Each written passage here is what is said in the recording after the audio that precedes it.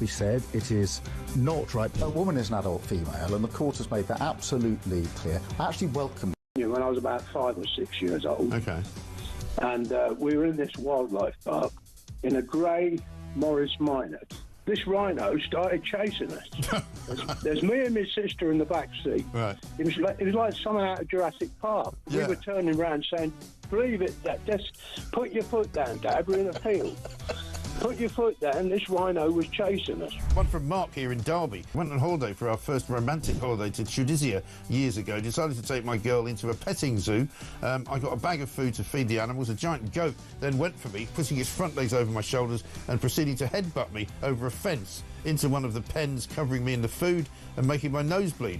I got out of the pen, then the goat and all his mates attacked me again, sending me running and screaming like a girl out of the zoo, with my girlfriend rolling with laughter on the floor. A tarantula climbed up the bottom of the bed on the sheet. Yeah. And it walked all the way up. It's eyeball to eyeball. Wow. And I thought to myself, what am I going to do when it climbs over my face? But then a miracle happened. It raised its 2 front legs and waved them around. And then it turned around and walked down the side of the sheet. Boris Johnson been attacked by an ostrich. The former PM was enjoying a safari trip with his family when the bird leaned into his car and went oi oi and pecked his hand. In footage shared online, he quickly jerked from the ostrich, don't dirty minds, away from the ostrich, and shouted, "Oh, cripes, get hell," before driving off. And so I just set it out there. Have you been attacked by... Across the UK, on DAB+, on your smart speaker, on your smart TV, and on your side. This is Talk.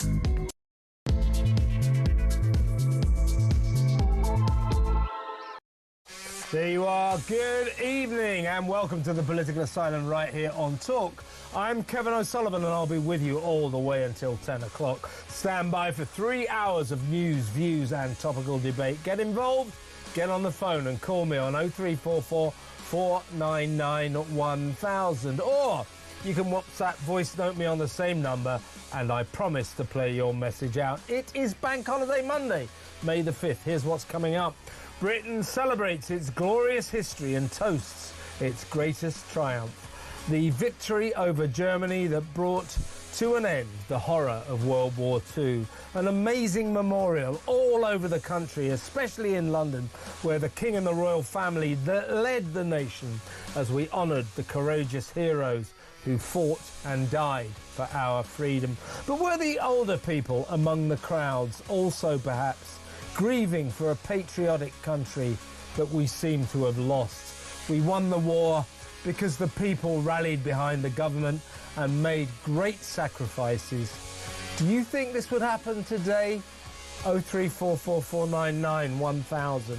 In other news, a shocking outburst from Cabinet Minister Lucy Powell, one of those career-destroying moments from which politically she may never recover and frankly doesn't deserve to.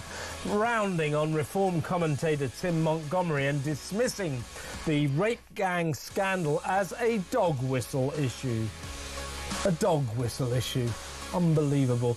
Did the mask slip then? Did the leader of the House show us exactly what she's really like? Later, after her disaster on the BBC's Any Questions show, Ms Powell issued a grovelling apology, insisting she truly cares about the rape gang victims. But does she?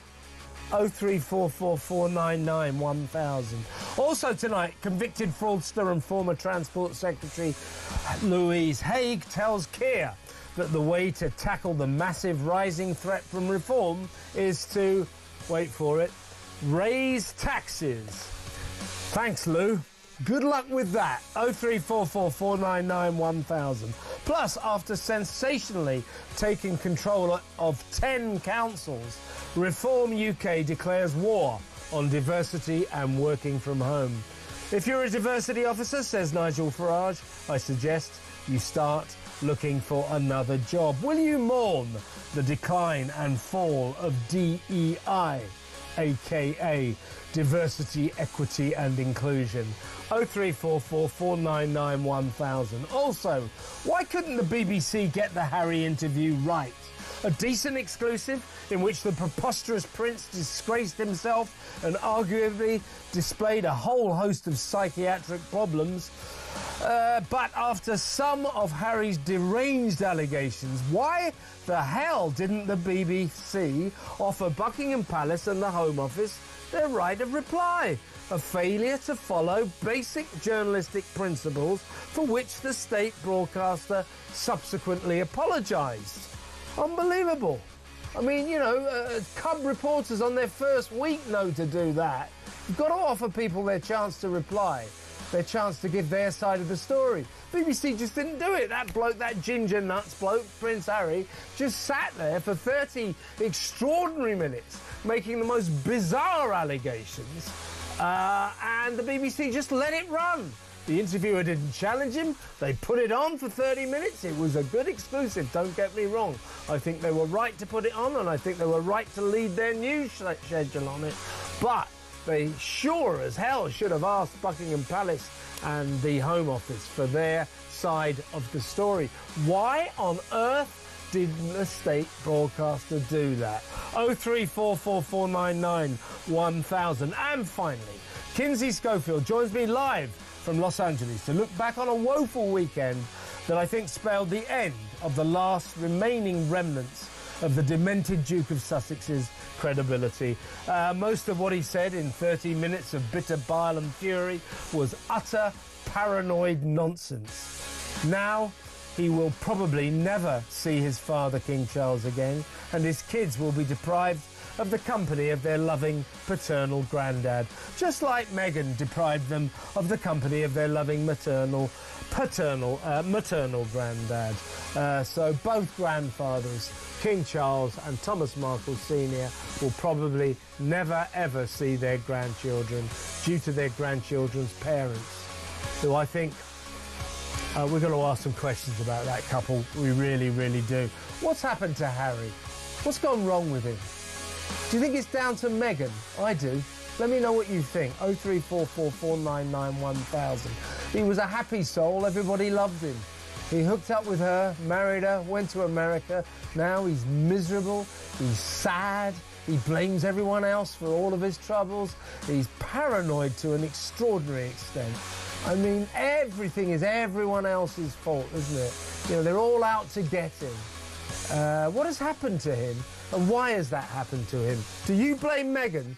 0344 499 1000. I certainly feel that he seems so angry, sad and lost that he may need psychiatric help. Again, do you agree? 0344 499 1000. All that and so much more. So don't go anywhere. Stick with me right here, right now on Talk, the home of free speech and common sense. Let's spend Monday night together.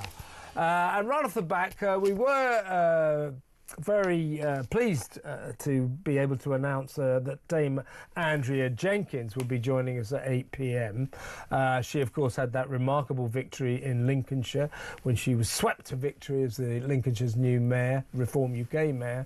And, of course, I wanted to talk to her about all the other triumphs that Reform achieved on that extraordinary day last Friday as the results came piling in, Thursday night and Friday. It was a political earthquake, we know that, and Reform UK is now in pole position to possibly propel Nigel Farage to the position of Prime Minister. I mean, it's a definite reality now.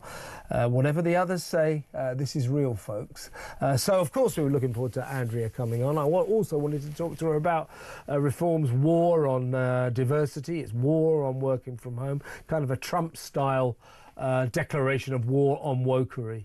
Unfortunately, after all that, I have to tell you that poor Andrea has suffered a bit of a problem with one of her kids who's not very well, so she's got to look after her son. But we will get her on as soon as we can, and we've still got a blockbuster show for you. We will be discussing all those issues I just mentioned, partly with my very first guest. He is Senior Fellow at the New Culture Forum. He'll be with me for the next 60 minutes or 50 minutes or so now. Welcome to Philip Kilsey. Welcome, Philip. Hi, Kev. It's great to see you again. Always good to have you on board. And quite a weekend, quite a lot to talk about. Look, we won't burden you with thoughts about today, perhaps in passing. It's worth talking about, because I feel that one of the aspects of what's been going on today is not so much, of course, we're respecting and honouring the brave heroes who saved this country's freedom, who sacrificed their lives, the people who sacrificed so much. And I'm just wondering whether also among the crowds today, particularly here in London and around the country, whether or not some of the older people, like perhaps me, were quietly mourning, grieving for a country that I think we've lost.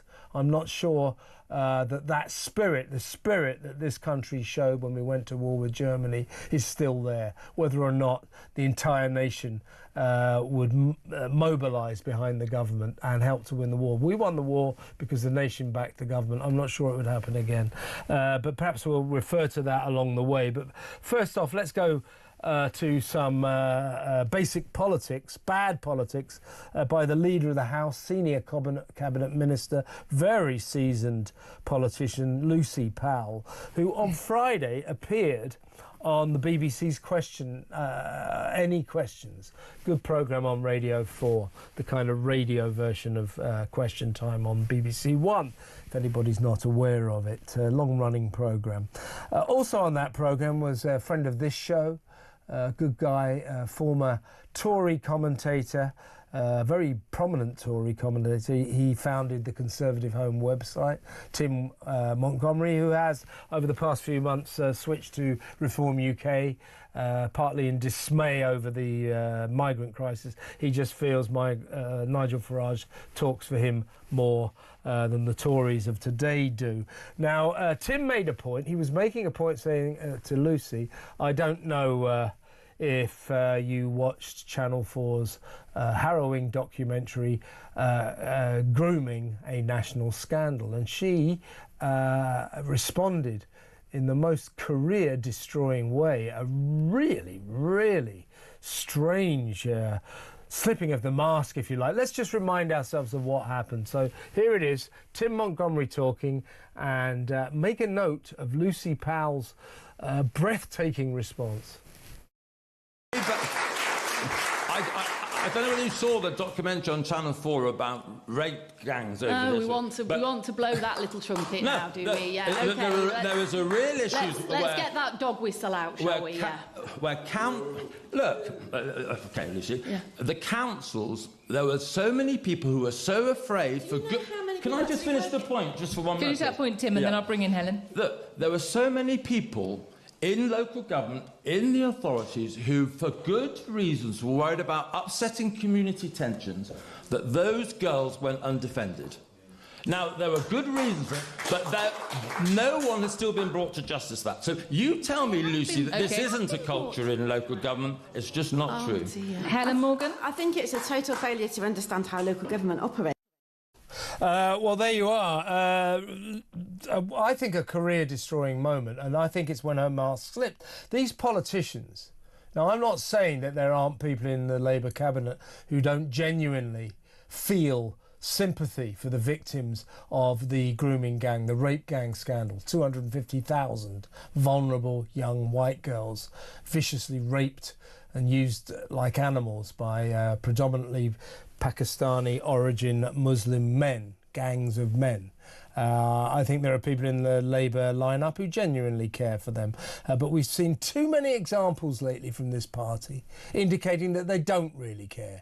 First of all, the announcement that they would cancel axe any prospect of a national inquiry into this scandal that the entire nation is calling for. And then Jess Phillips, who made that announcement when listening to the response from the Tory benches, shuffling around, flicking her pen, acting bored, performatively bored, and this is an issue about young women who were raped, underage women. And now we've got Lucy Powell, who thinks, as an issue, it's just a political football. Oh, you're going to pass me the dog whistle. You're going to start blowing that trumpet again, are you?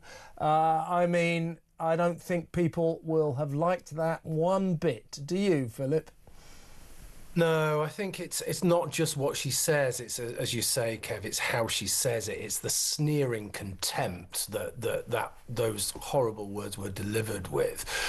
We see that the mask slips there, and we see the person behind the mask. Although there's no real person behind the mask, there's no humanity, there's no empathy, there's no sympathy for these children. They're just reduced. Child victims of rape are just reduced to the status of political irritation. For her, this is the same as potholes in the road or the bins not being emptied, people whinging about that. But the difference here is that the people who are complaining about children being raped, she doesn't see them as having integrity and really caring about children, because I don't think she does at all. She just sees them as, wait for it, racist. She can only ever think in terms of identity politics. If we're thinking about victims and perpetrators here, for her, the perpetrators are actually the victims because they've got brown skin and they're the victims of systemic racism, and we have to understand that, and we have to make allowances for that and all of that kind of thing. I've got news for you, Lucy. We don't, because that's simply not true at all. They're not victims of anything.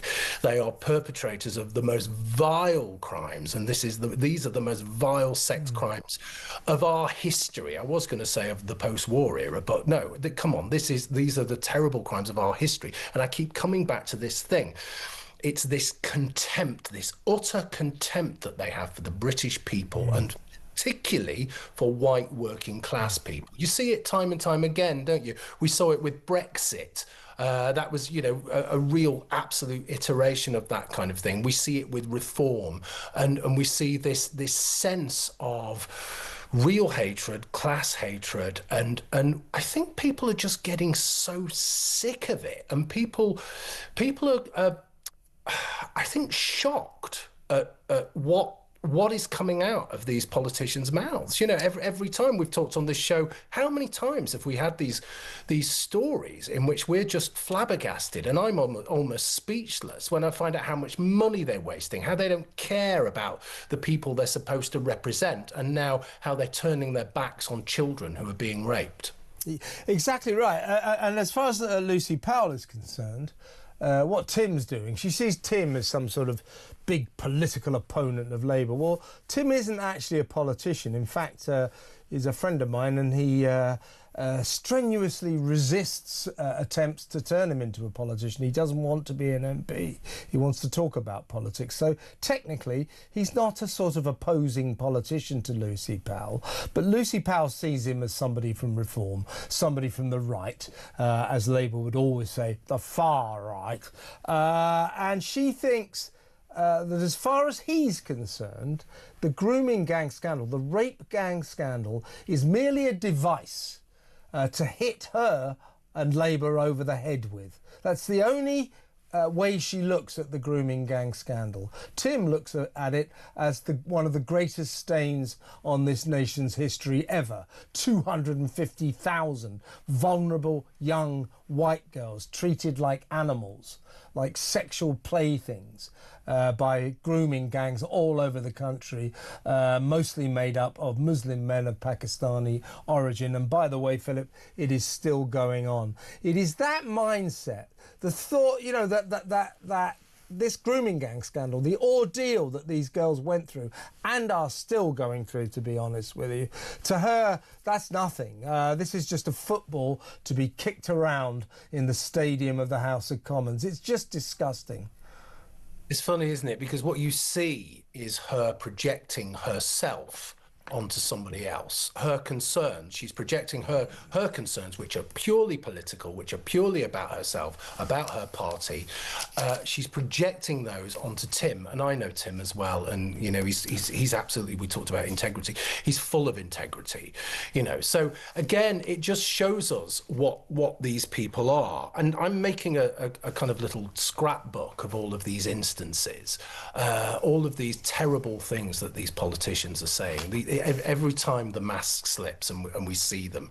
And I hope some viewers are doing the same thing, because we need to top these things up. Okay, we need to understand it's not just one thing, it's not just another thing. They're all pretty much the same thing. They're all representations of how they don't care, their greed and their contempt for us. Okay, so what we need to do is keep a log of these things. I think individual people need to do that, viewers need to do that.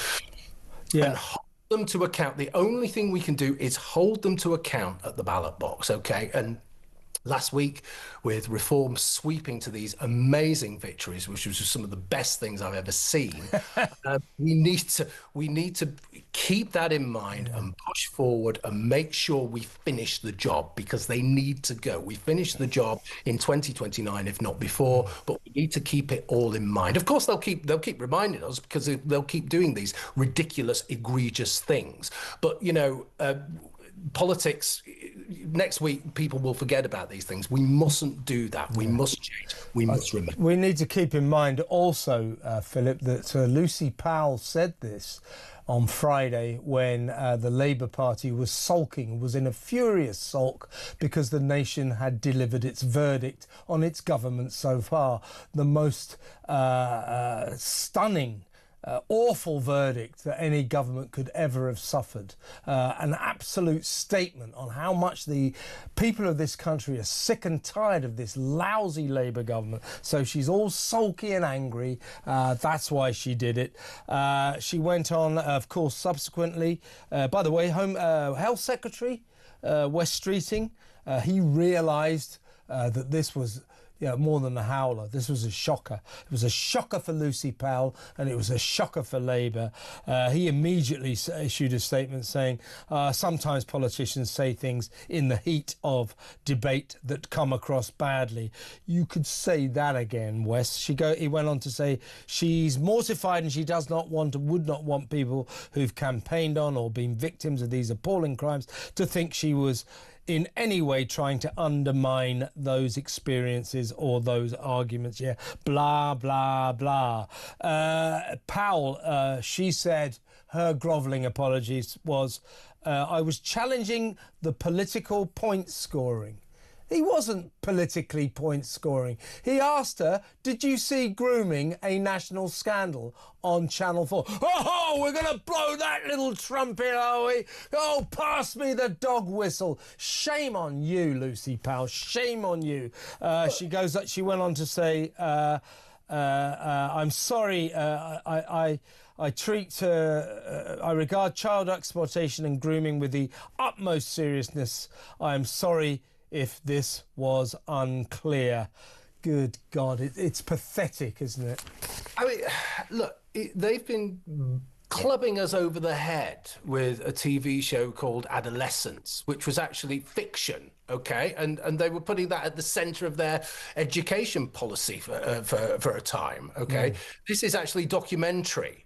Okay, this is the real thing, and all she can think about is politics. I'll translate what Wes Streeting actually meant. In the heat of debate, people tend to tell the truth. Yes, that's right. The mask slips. That's the story. That's what happened. The mask slipped. Just as it slipped with Jess Phillips. These people don't really care. They're lost in political space, and they have lost touch with the reality of what it is to be a citizen of this country, and certainly their sympathy or lack thereof for these poor victims is just shocking, absolutely shocking. A lot of people saying Lucy Powell should resign. I couldn't agree more. She must go. She'll probably be reshuffled somewhere, but she won't resign because these people have no integrity. But it was a career-ruining moment from which, quite rightly, I don't think she will ever recover. Lucy, you dug your own grave, now lie in it. Next up, let's talk about former convicted fraudster, current convicted fraudster, former Transport Secretary Louise Haigh. She's got the solution for Labour's problems. We'll tell you all about that next.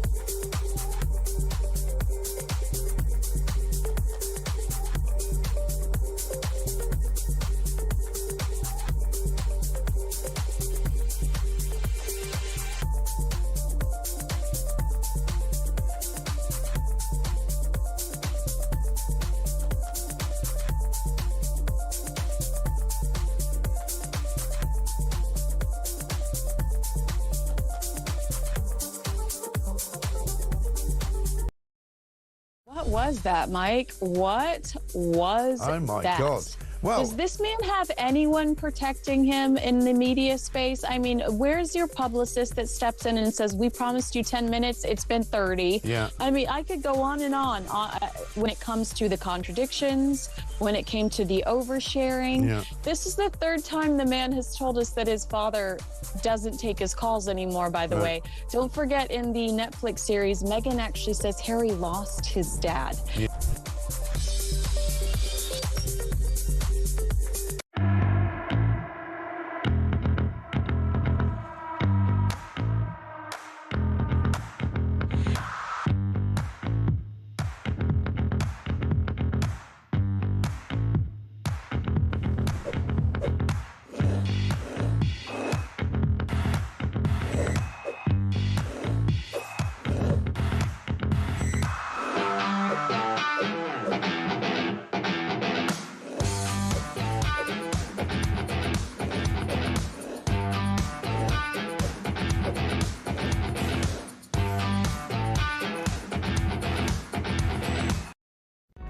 Across the UK, on DAB+, on your smart speaker, on your smart TV, and on your side.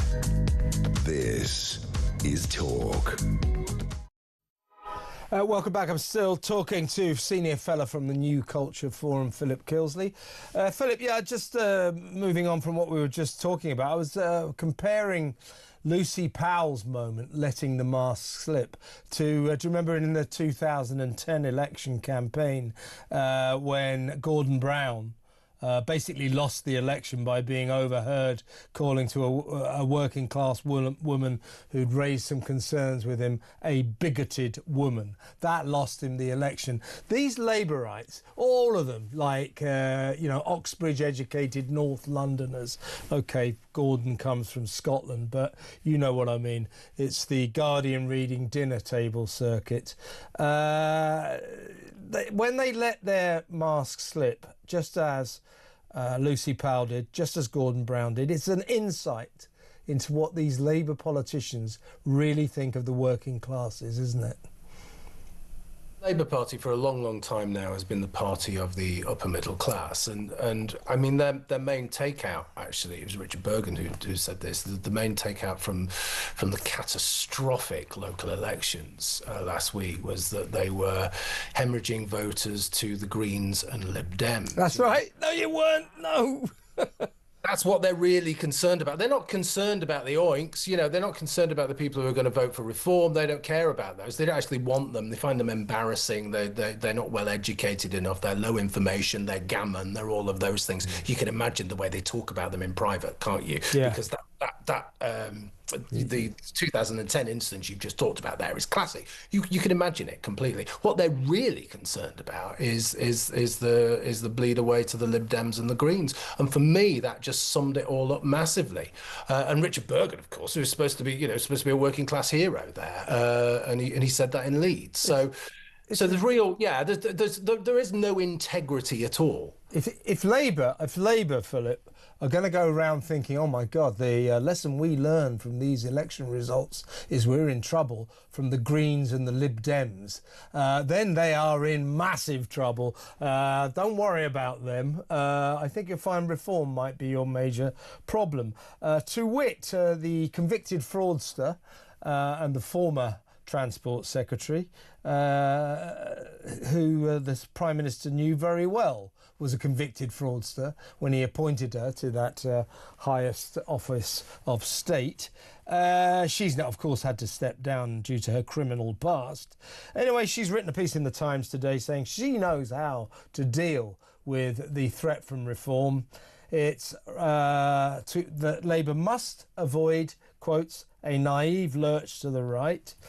That might be the case, but then she says, and what we must do is to impose more taxes on people who are already taxed to the hilt. She is advising Keir Starmer to impose on us yet another tax rise. She's a great loss to the cabinet, isn't she? Do you know what, Kev? I'm all for this. I'm all for her giving Keir Starmer that advice. Okay, it's gonna be amazing come 2029. He might as well just really push mass immigration. He might as well push identity politics and really go for net zero. Go for the treble.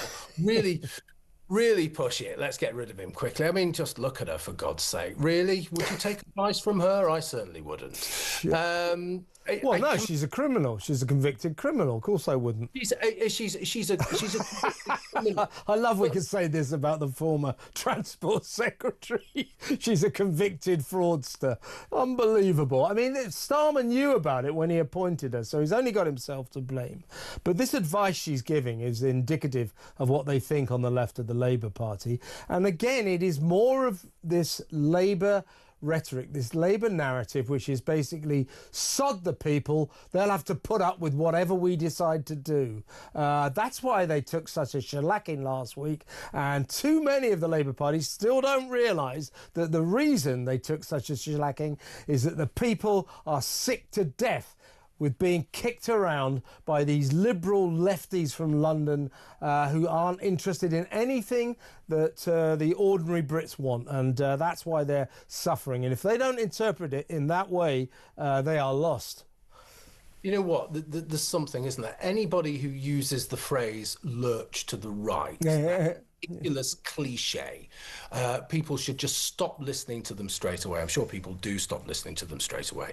But if they use that phrase, what they actually mean is a lurch to the right is people who care about law and order, right? People who care about education, people who care about their country, people who want some kind of contract between the past, the present and the future. In other words, some kind of continuity that's rooted in tradition. That now is what far right means. That's what these people think far right means. So what that kind of means to us is that they want to impose an agenda on us that is so far left, it's off the scale.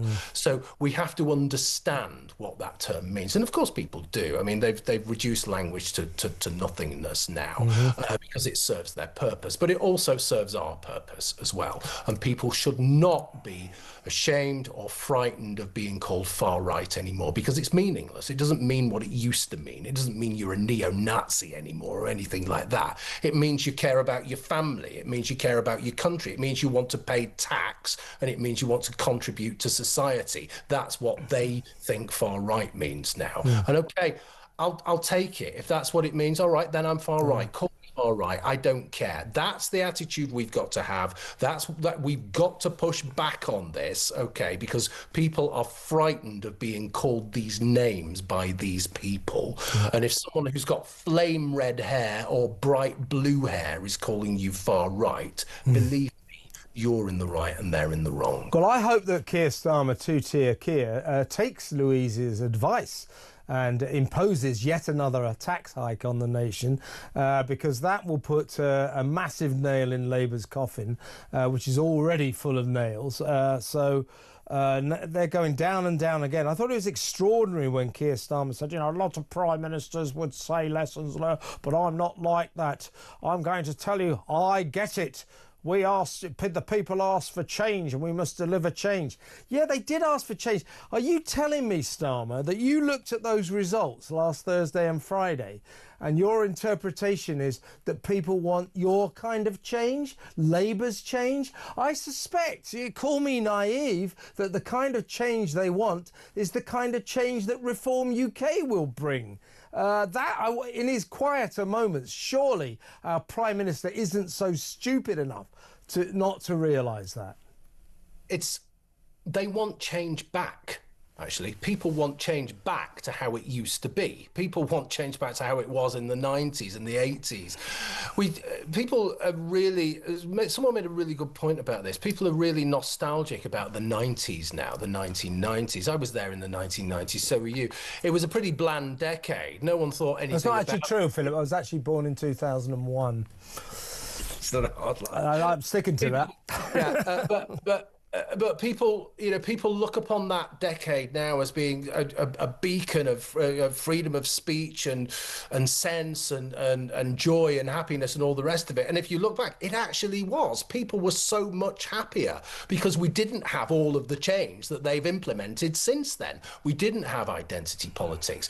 We were only beginning to have the first instances of real mass immigration, and it hadn't made the devastating impact it had. So yes, let him make all the changes he wants to. We can get rid of him as soon as possible. But people want to change back. People want their country back. People want their identity back. People want to be happy again, actually. If that's as simple, it really is as simple as that. They want to be happy again. That's not too much to ask, is it? But we've got this, we're ridden with ideology, and ideology divides people. That's what it's for. Yeah, exactly right. Well, listen, let's go to break now, Philip, and let's talk about some of the issues that Reform want to tackle.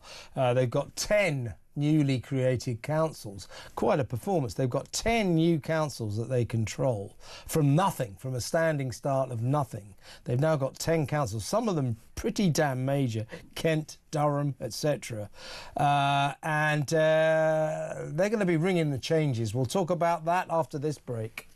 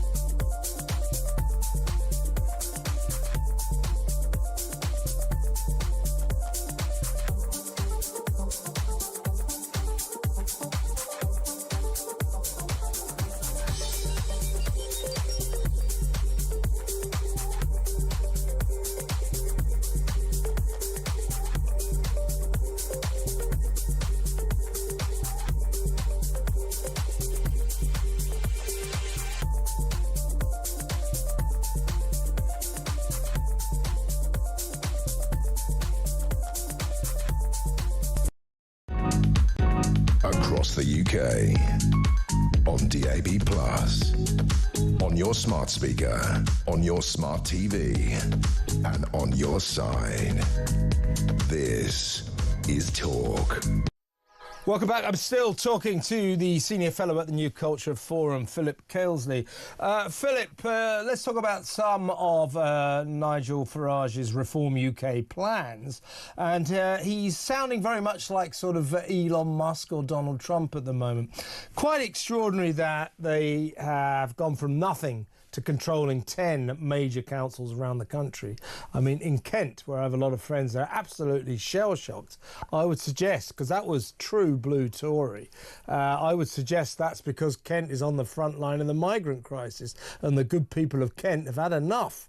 But they've got 10 councils, one of which is run by a friend of the show, Andrea Jenkins, Dame Andrea Jenkins. She was swept to triumph in Lincolnshire on Thursday night.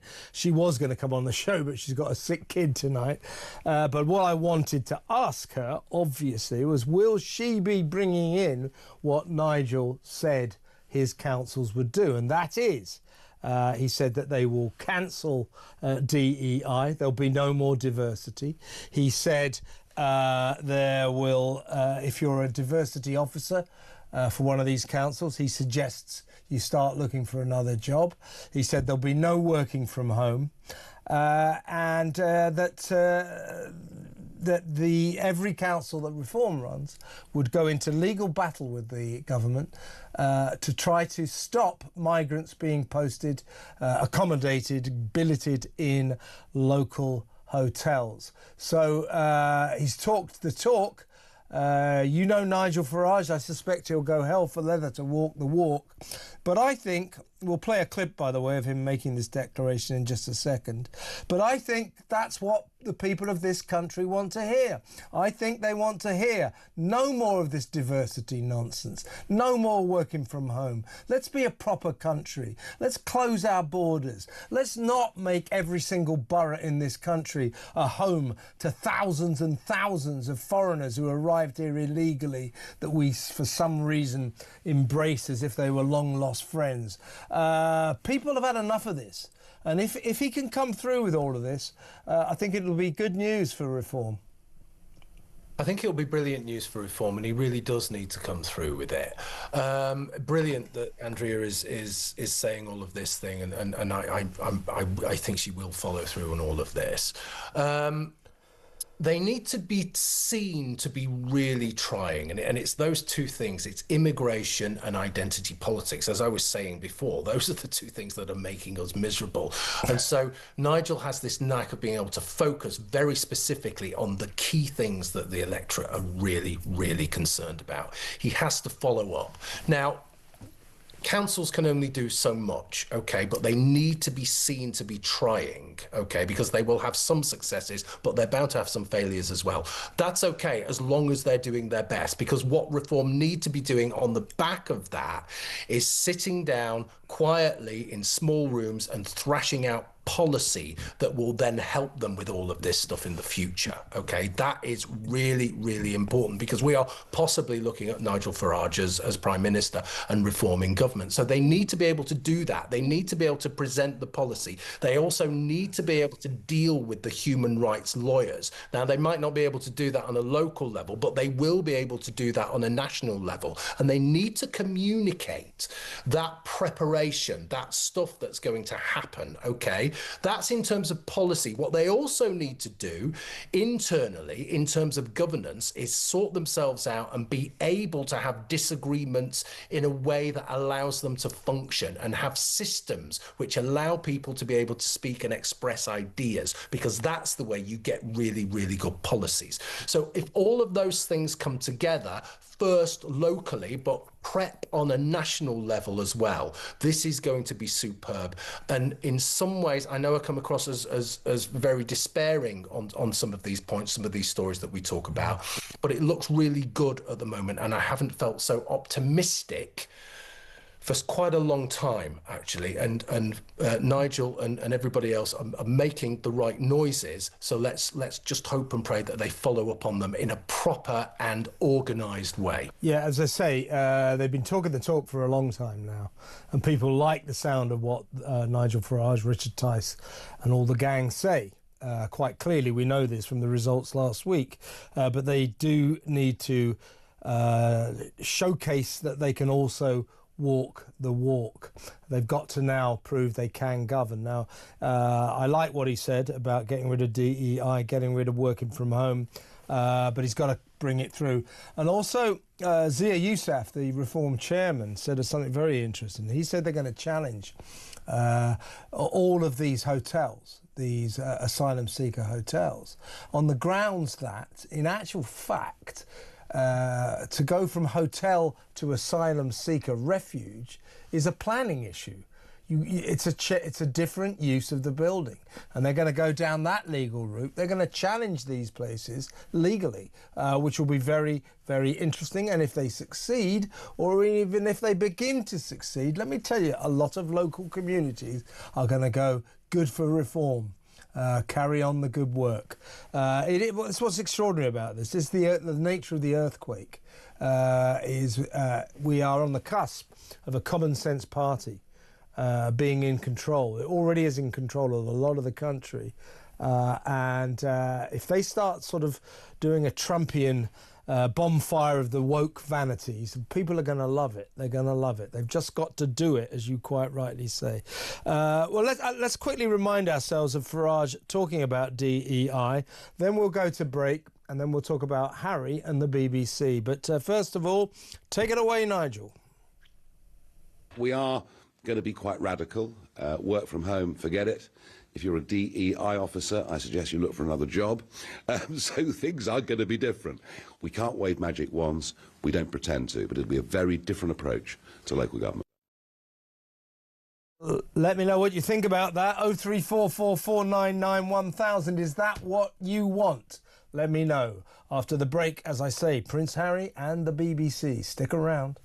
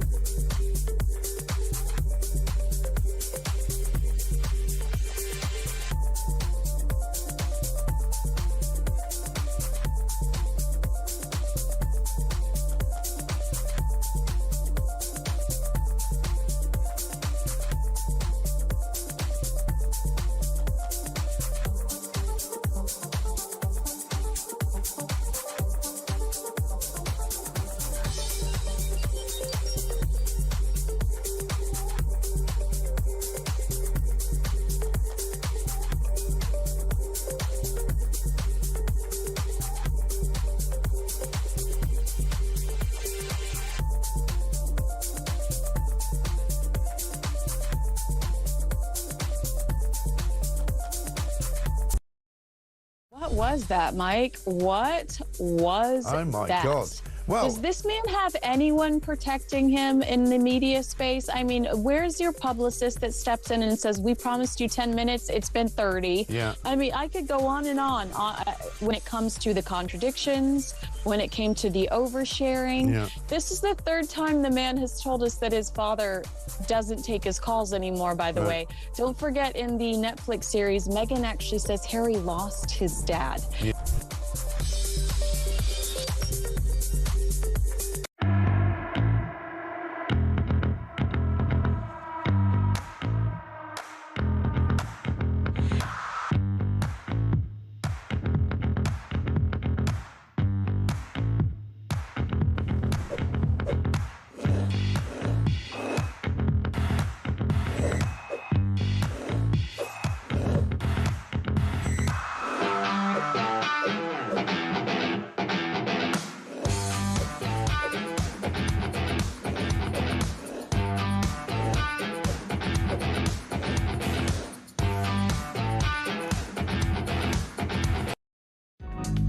across the UK. On DAB+, on your smart speaker, on your smart TV, and on your side. This is Talk. Welcome back. I'm still with a senior fellow at the New Culture Forum, Philip Kilsley. Philip, I don't want to get too much into the Harry issue. I want to deal with the way the BBC handled that interview last week. Last Friday it was. Now, I don't actually blame the BBC. A lot of people criticise the BBC for saying it should have put Reform UK's political revolution at the top of its news agenda on Friday. As a journalist, I don't actually agree. I would have led on Prince Harry every day of the damn week. It will get more reaction. That interview suddenly erupted, if you like, on Friday after he lost his court case as he forlornly tried to get armed cop protection whenever he visits the country. He lost that case, and like a spoilt brat who didn't get his own way, he stamped his foot, threw his toys out of the pram and gave this remarkable interview, which was full of deranged claptrap, absolute nonsense, from a man, in my view, in the depths of some kind of paranoia, who doesn't understand the way the country works, came across as thick and paranoid and just a man who's lost all touch with reality. But nevertheless, a great interview. Now, him giving that interview, right, the interviewer should have challenged him a few times. You know, wait a minute, you say that your king, that your dad, the king, conspires with shady men from the government and they all want to get you killed. And your family. You say that. Are you sure you really mean that? That's what I would have said. Please justify that extraordinary statement. Instead, he was just allowed to continue with this admittedly compelling diatribe. I've never seen anything like it. I watched the whole thing. OK, so the interviewer, shall we say, isn't going to get the sort of Robin Day Interviewer of the Year award anytime soon. But subsequent to the interview, in which he made bizarre allegations against the royal family and bizarre allegations against the Home Office, the BBC did not go to either Buckingham Palace or the Home Office to offer them their right of reply. I mean, that's basic cub reporter stuff in their first week. And of course, the BBC subsequently had to apologise and say, you know, we let our normal high standards slip. It was a lapse. What are they talking about? Why didn't they do that, do you think? Well, I think, first of all, they should just change their tactic because it would save a lot of time and trouble. I think it's easiest to announce when they haven't had a lapse of standards. Yeah. Because that way, it'd happen about once every 6 years, and all of a sudden, you know, they accidentally get a story right, and they could say, you know, we haven't hated the working class, we haven't loathed Brexit, we haven't been, our organisation hasn't been crazily anti-Semitic or biased. We got it right, and then we could celebrate it. You know, we could, like I say, once every 6 months, we could go out for a pint. You know, we could take the dogs. It'd be brilliant. You know, something to celebrate. So they are so bad at this stage, and as you've just said there, yes, okay, fine to go with the story because it was their story, it was an exclusive, and of course it's going to get huge exposure, absolutely.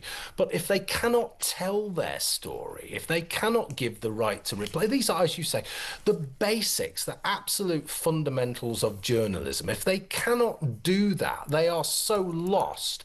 Now, this wouldn't matter so much if they were a paper or an independent channel, but they are the national broadcaster. People are paying for them. People have to pay for them if they own a television or they own a radio. So, you know, we have a right, I think, to answer to these questions, but we never get them. And it happens so often that it's blunted by familiarity. Every single big story they get wrong. How many instances of anti-Semitism? How many times have they been, you know, held up for bias? All of those things. It just happens so often. The problem is that people don't care anymore, and people forget that they're paying so much, a license fee that's just gone up by by the way, they're paying for this licence fee, and they shouldn't. They should be like me. They should just actually say, well, I'm not going to pay it anymore. And I think that's absolutely what should happen, because this stuff is happening so much. Mm-hmm. Yeah, so the interview was done by journalist Nada Tawfik. She's based in New York. For some reason, she was flown to California. One suspects that for some reason Harry and Meghan rather like her.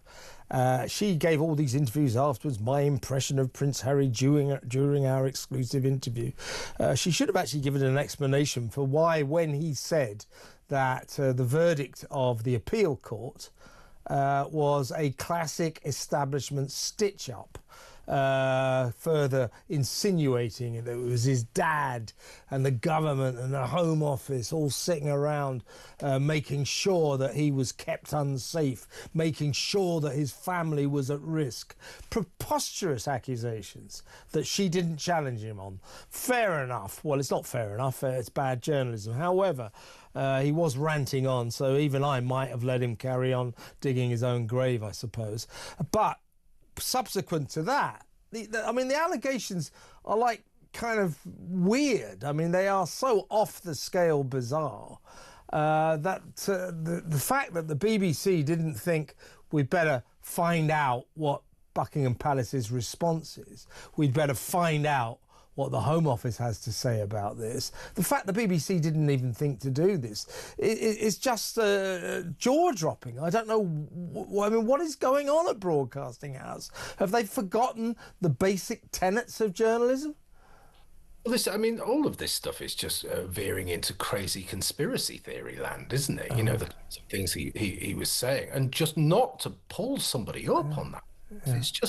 It's just insane. But it suggests to me that the intellectual level at the BBC is somewhere around the same thing. You know, bearing in mind that they take, you know, the Ministry of Hamas's information, they take that as gospel. You know, and this is a terrorist organisation we're talking about. Yeah. So they have a set of beliefs, and they have a set of, you know, absolutely anti-British beliefs, which is absolutely at the core of everything. And anything that will feed into that, they're perfectly okay with, and they won't question it at all. The other stuff, the stuff that plays against that, they're so crazily hypercritical that they just won't believe facts. Yeah. So it just comes back down to this whole conspiracy theory mindset. And you said before that he looked like he's got mental health problems, and the kid is suffering. And I agree, actually. I think Harry needs psychiatric help. I really. He's in a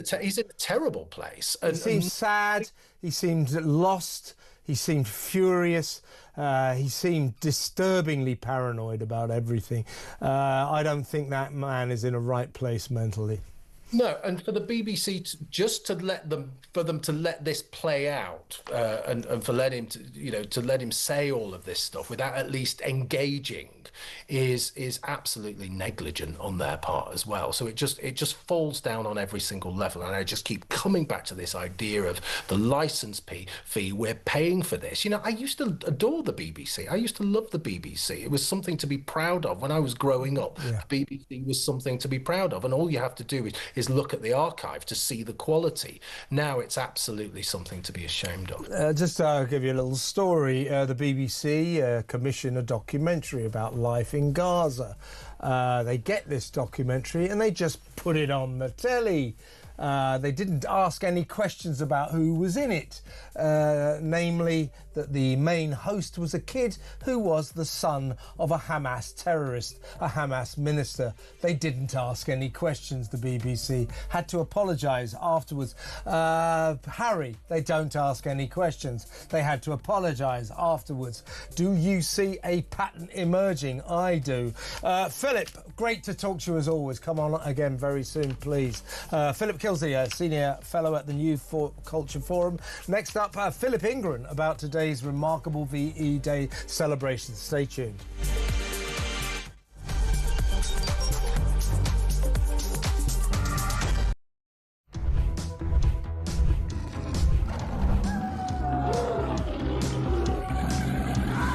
We've just been talking in the office here about how many of us have been attacked at some point or other by some form of flying beast or any wildlife. I mean, so we'll take your stories this morning. Hello, this story is concerning wildlife. It's concerning a rhino. A rhino? Blimey. Right? Yeah, okay. rhino. I used to live in Kenya when I was about 5 or 6 years old. Okay. And we were in this wildlife park in a grey Morris Minor. This rhino started chasing us. There's me and my sister in the back seat. Right. It was like something out of Jurassic Park. Yeah. We were turning around saying, "Believe it, Dad. Just put your foot down, Dad. We're in a field. Put your foot down." This rhino was chasing us. One from Mark here in Derby. Went on holiday for our first romantic holiday to Judicial years ago. Decided to take my girl into a petting zoo. I got a bag of food to feed the animals. A giant goat then went for me, putting its front legs over my shoulders and proceeding to headbutt me over a fence into one of the pens, covering me in the food and making my nose bleed. I got out of the pen, then the goat and all his mates attacked me again, sending me running and screaming like a girl out of the zoo, with my girlfriend rolling with laughter on the floor. A tarantula climbed up the bottom of the bed on the sheet. Yeah. And it walked all the way up. It's eyeball to eyeball. Wow. And I thought to myself, what am I going to do when it climbs over my face? But then a miracle happened. It raised its 2 front legs and waved them around. And then it turned around and walked down the side of the sheet. Boris Johnson been attacked by an ostrich. The former PM was enjoying a safari trip with his family when the bird leaned into his car and went oi oi and pecked his hand. In footage shared online, he quickly jerked from the ostrich, don't dirty minds away from the ostrich, and shouted, "Oh, Christ, get hell," before driving off. And so I just set it out there. Have you been attacked by an Across the UK, on DAB+, on your smart speaker, on your smart TV, and on your side. This is...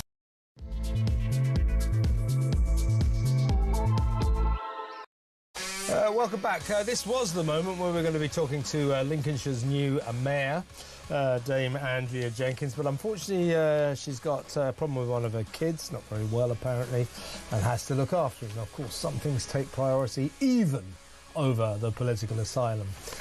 So Andrea is duly forgiven.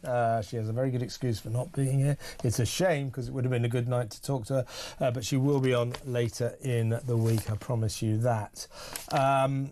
In the meantime, we're going to have a great second hour. Got lots coming up. In a little while, I'll be talking about the police. A police chief constable has announced that the police won't be rushing to stop searches of female suspects by trans officer. What I mean by that, trans officer coppers. So bloke coppers who pretend to be women. We don't like using the word trans women anymore, but for the sake of simplicity I'll say that. Trans women officers, in other words, blokes who pretend to be women, coppers, were so far, they're supposed to be stopped from searching proper female suspects. But a police chief extraordinarily has said we won't be rushing to enforce that. What's that mean? So your police forces are deciding which laws they're going to enforce. It's not really your job. It's not really your job. So we'll be talking about that.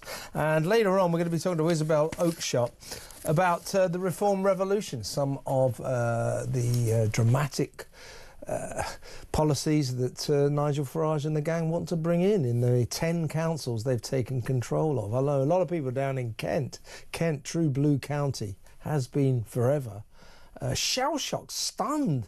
It is now a Reform UK county. Durham, big city council, now Reform UK. Lincolnshire, we heard about that. That's not so much a council, but they have a new mayor. That's Dame Andrea Jenkins, Reform UK, and so on and so forth. The sphere of influence that Reform now has is pretty damn big. So we'll talk about some of the implications of that later in the hour with Isabel Oakeshott. And in the meantime, you can also give us a call around about 8:30. We'll be taking your calls.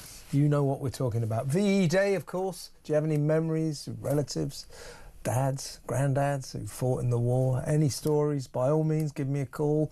What you think today means. And whether or not we'll ever see anything like that again. Let me know what you think. 03444991000. So lots still to come in the next 60 minutes. And by the way, at 9 o'clock, Kinsey Schofield will join me to discuss a woeful weekend for Prince Harry, who, I think he may well have psychiatric issues, to say the least. But he's in disgrace. He disgraced himself on Friday. He shamed himself. Outrageous. I don't know how long my father's got to live. How dare you? How dare you? Kicking around your father's battle against cancer as some kind of media ploy. And then nonsense he came up with. Absolute nonsense. Paranoid claptrap. Absolute fantastical garbage. It really was. Watch the whole interview. It's kind of sad. This guy's got problems, big problems. So Kinsey will be on later, but by all means, give me a ring. Tell me what you think. 03444991000. Before we get to any of that, though, let's talk about this very special day, the beginning of 4 days of celebration to mark the 80th anniversary of Britain's victory after the Second World War. Arguably the worst conflict the world has ever known. Britain's triumph. Let's talk to former military intelligence officer, MBE, I do believe, Philip Ingram. Is it MBE or OBE, Philip? MBE. My beeping efforts is how you abbreviate it, as opposed to OBE, which is others' beeping efforts. No, OBE for people like me is when you go for lunch with a fellow journalist and you have an OBE lunch, 1 bottle each, which for me is actually quite mild. I never stop at 1. Philip, let's talk about today. Well, first of all, we saw the flyover, we saw the royal family, we saw the vast crowds descending on London to mark this very special day, 80th anniversary of, I would argue, the greatest victory in British military history, in Britain's history. It is still uplifting to see how this nation, I think in many ways this nation is lost. It has lost its sense of being, its sense of meaning. But today, we gathered around the greatness of this nation, and there was something quite special about it, I thought. Something very special about it. And I keep hearing we've lost our way with regard to things, but then every time there's a big ceremony, we put a spectacular show on that gets tens of thousands of people out and is watched across the world. So we still have our influence. And I think today, commemorating as much as celebrating what happened and those that lost their lives on all sides, bringing together not just the military but the emergency services, the youth organisations, and then we had those that are fighting a current war, the Ukrainians who have been trained in the UK, coming at the very back of it. And that shows how relevant it is, remembering what happened and hoping that we never have to go through those horrors again. Also, I think a very big day for the royal family. I mean, a lot of people say, we all get very entertained by the royal family, and they're our kind of real-life soap opera, Harry, Meghan, etc. And we're interested in the royal family. People can't read enough about them. They can't see enough about them. But a lot of critics say, well, do they really have much relevance in modern Britain, in the modern world? Well, I think today we saw probably their most important role, their most important function, that they are the sort of centrepiece of national emotion at times like this. The nation revolves around them. And I think it's very important that they really come out in all their pomp and glory on a day like this, stand on the balcony and essentially say to the nation, we're all in this together, and we always were. It does remind us that the royal family are very important to this country. Oh, they're critical. And you have to remember that the King and his mother, the Queen beforehand, was the head of the armed forces. They command the armed forces. You swear your allegiance to the monarch first and foremost. So you don't swear your allegiance, you're first and foremost to whatever elected government that's in there. You promise to follow their direction, but the monarch is your boss. And we've got a constitutional monarchy that embarrasses other political leaders or heads of state around the world. What did we see of Francois Macron today? And how much does it cost the French people for him to parade himself around? We saw nothing of the German president today. We've seen nothing of Donald Trump. We've got a very, very special head of state who stays apolitical and provides that conscience for our prime ministers, whatever political persuasion they're from, and a bit of stability over a period of time. Her Majesty showed that in spades. I think the King is stepping up, and you've been able to do that and whilst going through his own personal battles with his health. Absolutely, yeah. Well worth pointing that out, that the man continues to work his backside off. And he wouldn't have missed this for the world, but he's a sick man. He's fighting cancer, so respect to His Majesty. Now, some of the older people today who were milling around London, I was down there, millions of people down there, it seemed to me.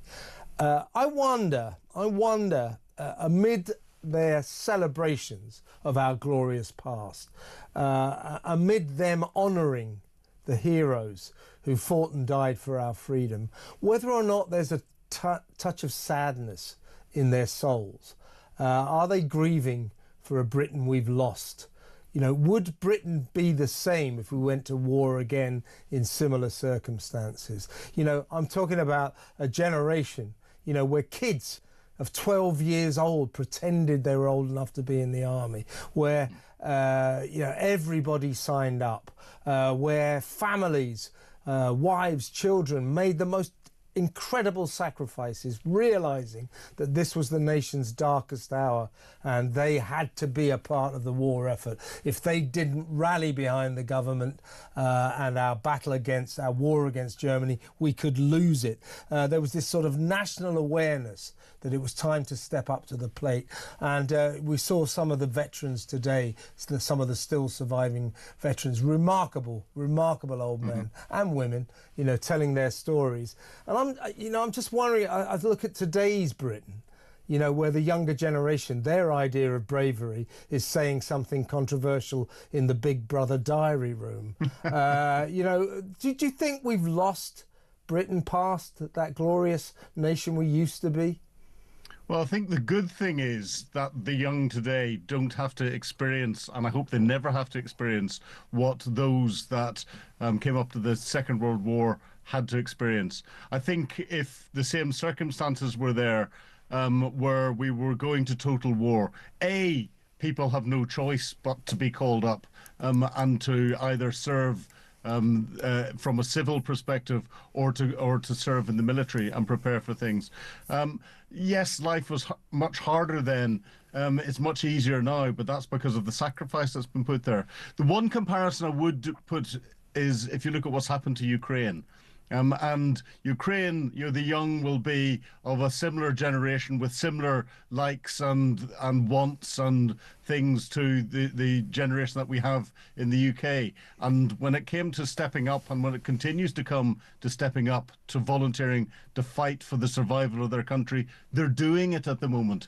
So I do think if there were similar circumstances that, it's not all gloom and doom, that nostalgia makes us think. But from a nostalgic perspective, it wasn't pleasant. It's the last thing we ever want anyone to have to go through again. So it's good that youngsters have that freedom to express themselves in the ways they want to at the moment. But that freedom has come on the back of all the sacrifices that were made by those that didn't come back. Yes, indeed. And I mean, they called that generation, our Second World War generation, if you like, the greatest generation.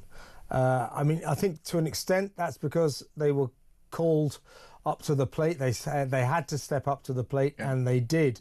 But they did so in tremendous style and courage. Do you think they were the greatest generation? Do you think we'll ever see anything like that generation again?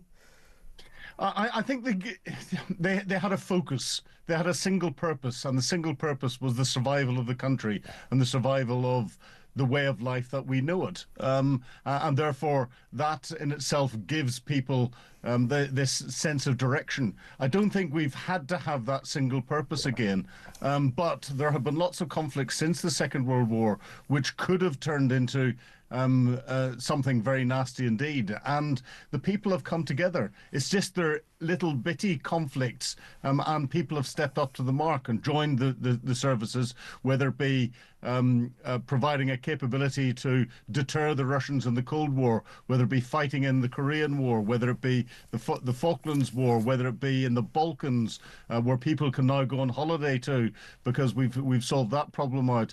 I'll not talk about Iraq and Afghanistan because they were complete debacles and failures, but people stepped up to the mark to try and do what the government was saying needed to be done. And we have to start to remember them as well, because they have suffered horrors that no one should ever see, so that those horrors don't come back to the generation that want to play on social media or read the Big Brother diary room or whatever else that they want to do, and they don't have to suffer those horrors themselves. As a military man, and speaking for your military colleagues, I mean, it must be frustrating to an extent. I mean, we all understand how the world goes, but we do have modern Britain is not a nation full of people who even respect our military anymore. Yeah.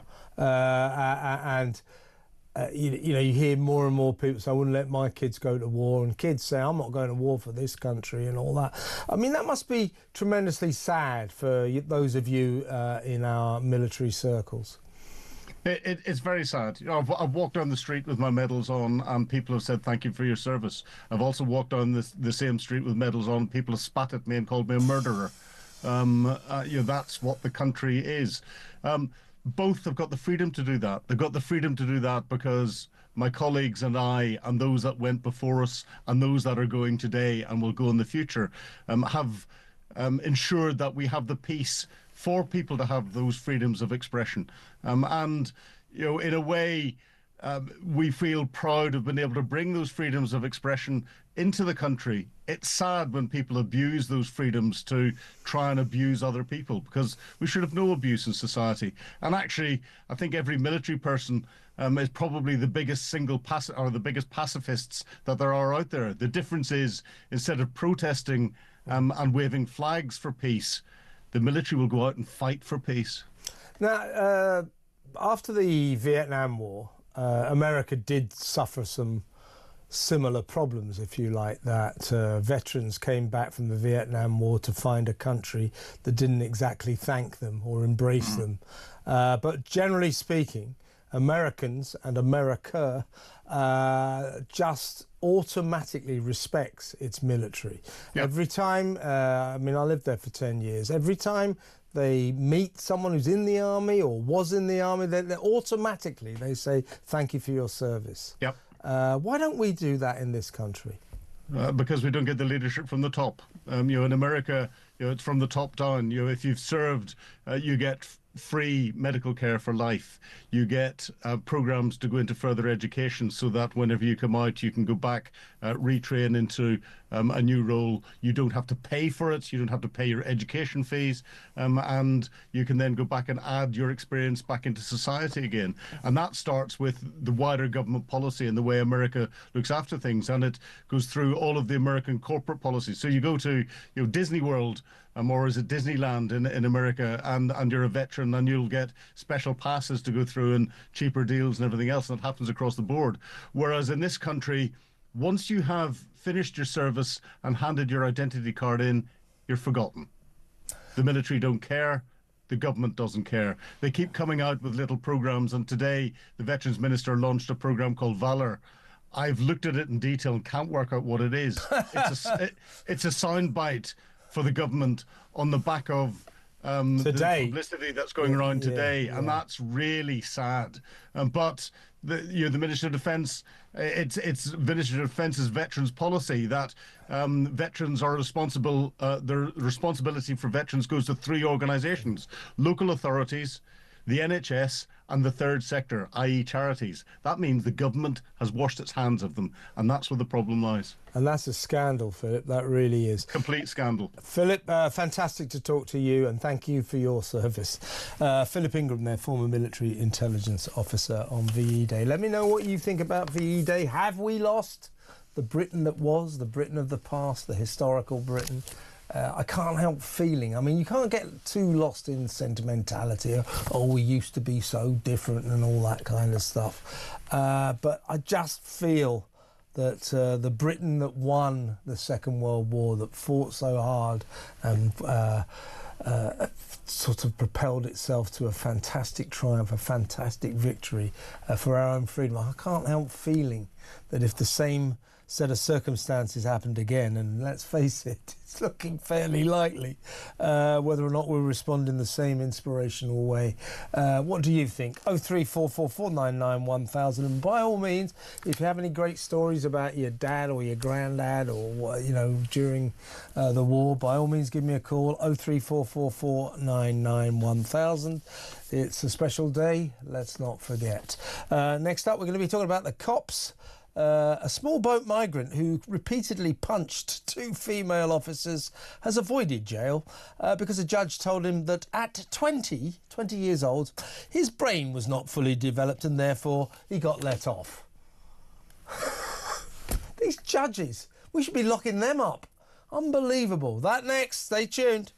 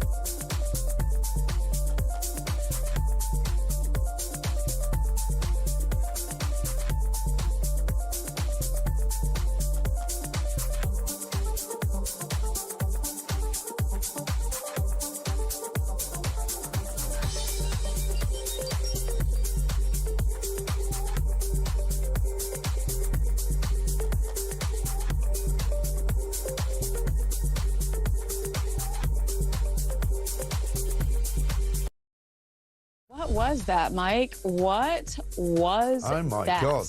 Well, does this man have anyone protecting him in the media space? I mean, where's your publicist that steps in and says, we promised you 10 minutes, it's been 30? Yeah. I mean, I could go on and on when it comes to the contradictions, when it came to the oversharing. Yeah. This is the 3rd time the man has told us that his father doesn't take his calls anymore, by the way. Don't forget, in the Netflix series, Meghan actually says Harry lost his dad. Yeah.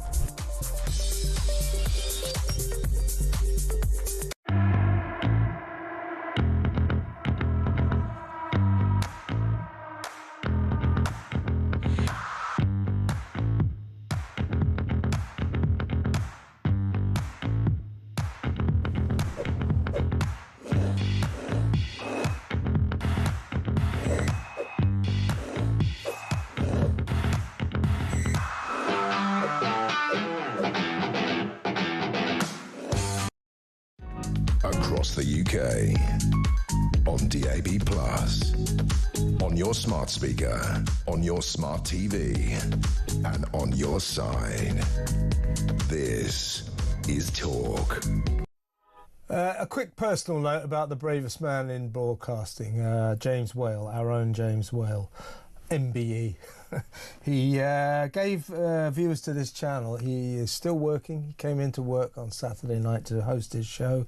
He gave, you will know that for something like 5-6 years he's been battling cancer. What we were told 5 years ago, terminal.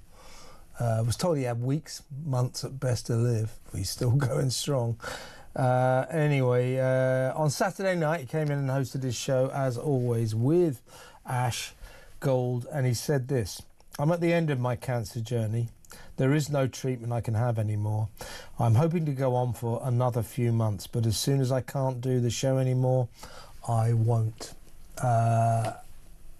He's still working. It's unbelievable. It's unbelievable. As I say, that is the bravest man in British broadcasting. Good for you, James. We salute you. All right, let's get back to the show. Let's talk about the police. Well, frankly, let's go straight over to our next guest. He is former Scotland Yard Detective Chief Superintendent Mike Neville. Hello, Mike. Should be promoted me that. Detective Chief Inspector. I'm always promoting you, aren't I? Detective. What is it? Detective Chief Inspector, former Detective Chief Inspector at Scotland Yard. This is an extraordinary story, I think. A small boat migrant who repeatedly punched 2 female officers in a kind of a frenzy. He had to be pulled off them. He was pummeling them. He was 20 years old at the time. Anyway, he's not being sent to jail. He's not being deported or anything like that, because according to the judge, at the age of 20, his brain is not fully developed. And therefore, he got let off. He's not going to jail. I mean, where'd this judge get that from? That's madness, isn't it? And I've no doubt this judge is probably Labour vote, who the same people want to give the votes to 16-year-olds, you know. So if they say one thing, then they, you know, the children when they're in trouble, but when they need their votes, they're adults. I mean, at 20 years old, I'd been in the army for 4 years. I'm sure my brain wasn't fully developed either, because we're all daft teenagers. But it's a ridiculousness, one, that they think these people can vote, but the second thing is that that's some kind of excuse for extreme violence. The idea that your brain is not developed enough to know that attacking 2 officers is somehow not wrong and doesn't deserve you to be sent to prison is absolutely ridiculous. And what you have here, of course, is what people see is, oh, he's an asylum seeker, he gets a free pass, he gets a suspended sentence down in Bournemouth. Whereas people who are involved in the disorder and riots get sentenced to prison for Facebook posts.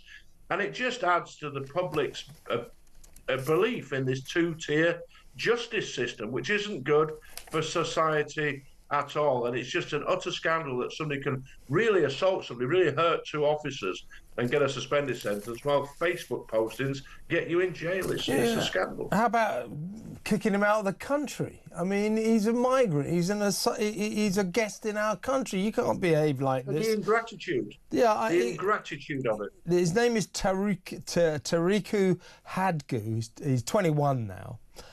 The judge, a district judge called Michael Snow, he said, this is more serious than your standard issue assault, as it was 2 police officers. Yeah, you got that right, Mike. The Home Office needs to know about this, because it is extremely relevant information as to whether he should be allowed to stay in the country. Let me help you there, Mike, Judge Mike. I'm not talking to you, I'm talking to Michael Stone, or whatever his name is, Michael Snow. He shouldn't be allowed to stay in this country. He then goes on to say, you're a young man of 20 and your brain is not fully formed. If you commit another criminal offence, you will be going to prison for 16 weeks. What's this brain not fully formed? This is new fashionable left-wing nonsense that some members of the judiciary have picked up on. It's absolute garbage.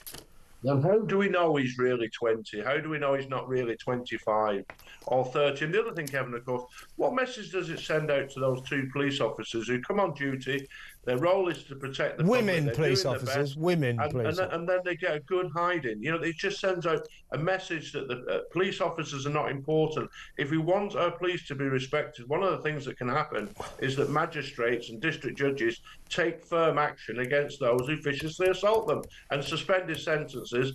Criminals are laughing at them.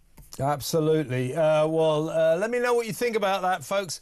A migrant who beat the hell out of 2 female police officers is being allowed to stay and is not going to prison because, according to the judge, at the age of 20, his brain was not fully formed and therefore he's exonerated. That's a mitigating circumstance. So all those soldiers out there fighting for the army and, all the 20-year-olds out there doing responsible jobs at university or whatever, let me tell you, Judge Michael Snow thinks your brain... Not for any more. Is that it? I'm not finished. Okay.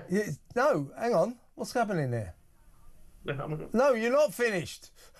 We're moving on. We're moving on. Your brain is not fully formed. Now, let's talk about another police issue, which is that up there in Derbyshire, I think it's Derby Police, the head of police there, the chief constable, a woman called, what's her name? Rachel Swan, who glories in the title of Diversity Lead of the National Police Chiefs Council. Now, what we're talking about here, Mike, is that following the Supreme Court biological sex ruling,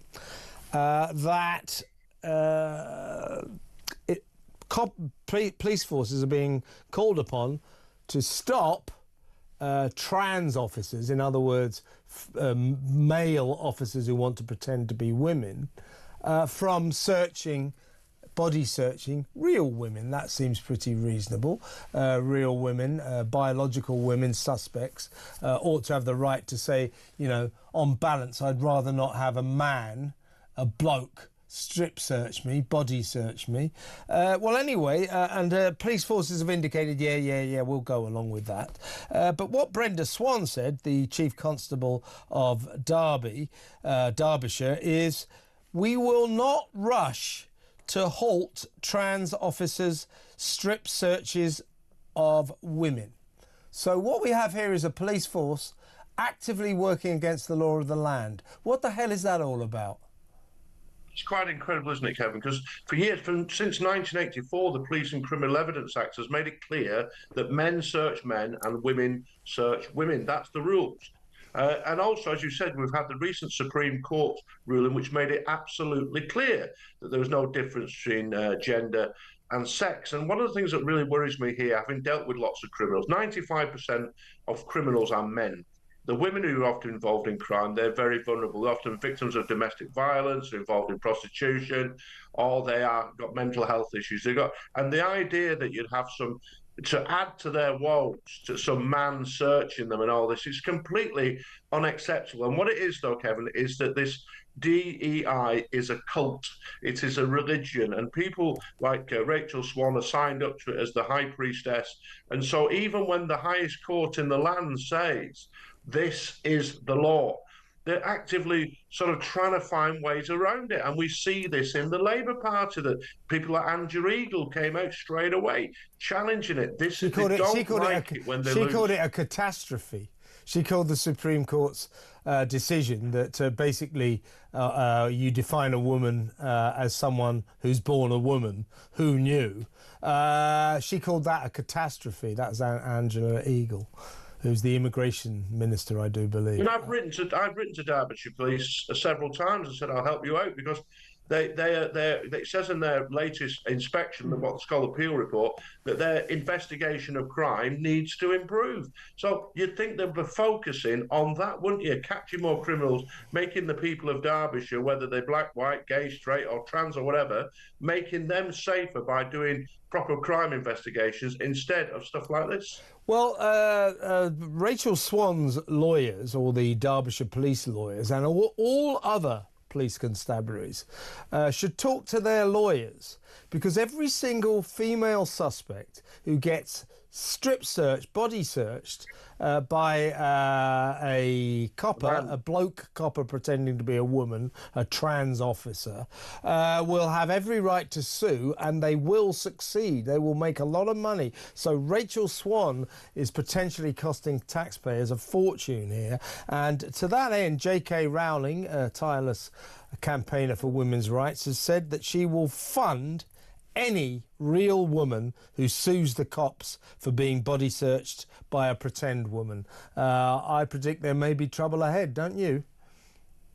Absolutely, and J.K. Rowling has shown her absolute commitment to this, and she's got a lot of money behind her, and so she can really force this issue. But as I said to you, my real concern is why would you inflict this on people who are vulnerable already, just to feed an ideology? It's totally shocking. The police are there to serve the public. The police should be focusing on making people safer in their homes, on the streets. They shouldn't be engaging in this sort of nonsense. It's just it pains me, Kevin. I was proud to be a Scotland Yard detective. I spent my time trying to make the world a safer place, and then you see things like this, and there really needs to be a clear out at the top. There really does, and the Rachel Swans of this world have got to realise that this crazed wokery among senior coppers, it's going to die. It will die. Because of the Supreme Court ruling, and they've got to get on board. They've got to understand this nation has made a decision, and we're not going to put up with any of this nonsense anymore. You know, men saying I'm a woman and us all having to say, oh, well, you definitely are a woman then. It's gone. It's crap. It's rubbish. And Rachel Swan and her ilk are going to have to slowly but surely be dragged kicking and screaming into the new reality. And that can't come soon enough for me. Mike, brilliant to talk to you as always. Thank you very much. That's Mike Neville, ex-Scotland Yard detective. What do you think about that? What do you think about this migrant, Ethiopian migrant, beat the hell, pummeled, frenzied attack on two female coppers, two female police officers, not imprisoned, not kicked out of the country, told by some stupid judge, well, you're okay because you're only 20 and that means your brain's not fully developed. Hey? What is that all about? And why is a police chief, a chief constable, saying that coppers will not rush to instigate, to bring about the law as dictated by the Supreme Court 2 weeks ago when it ruled that biological women are biological women and there's no one else can call them that? Why is Rachel Swan and her ilk, why are they railing against the law of the land? She's a copper, for God's sake. 03444991000. We'll take your calls next.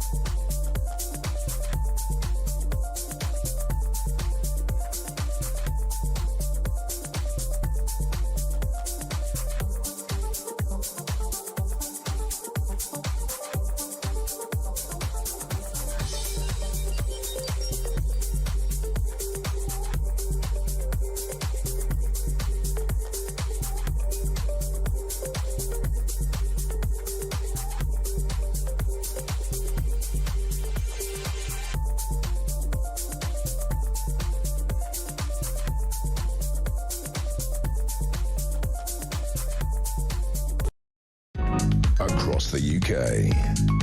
On DAB+, on your smart speaker, on your smart TV, and on your side. This is Talk. Welcome back. We're going to take a quick couple of calls now, and in a little while we'll be talking to Isabel Oakeshott about the Reform Revolution.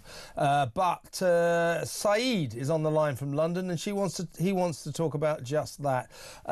You're not happy with reform, Saeed? What is your problem? No, look, I think they have done remarkably well in the local elections, and I think they should be focusing on governance and addressing the needs of people that have not been met for 14 years of Tory rule and now 1 year of Labour rule. Agreed. That is what they should focus on. Agreed. But I think this continued sort of nastiness about Andrea Jenkins wanting to put asylum seekers in tents and sort of. Well, that's what they do in France, though, Saeed. No. Yeah, and it's why is it that France never gets criticised for that? And if Andrea Jenkins says, why don't we do the same as France and just give them tents? Everybody comes down on her like a ton of Brits. Why is that? Why does nobody criticise France, but they criticise Andrea for saying that? I'm very happy to criticise France. I think the way France has treated. But you are, but generally nobody does. Yes. No. Look, I think these people are fleeing wars and other issues. A very, very small proportion of them. Yeah, you're completely wrong on that. 67% of the asylum seekers. No, you're wrong. 67% of the asylum applicants are given refuge. 48%, if you want to know. No. No, it's coming down, Saeed. It's come way down. 3 years ago... No, listen to me. You want facts? I'll give you some facts. 3 years ago, it was 78%. Now it's 48%. So it is coming down. I'm sure if you want to bring it down to zero by manipulating the system, you can do that as well. Well, we need to bring it down from 48%. That's ridiculous. No, we don't. Well, what's the highest percentage? What's the highest percentage of any other country in Europe in terms of accepting asylum seekers? You don't know, do you? I'll tell you. It's France. It's 33%. How many asylum seekers does Germany accept? 12%. Why are we accepting 48%? Why did we used to accept 78%? Why do we accept so many more than other countries?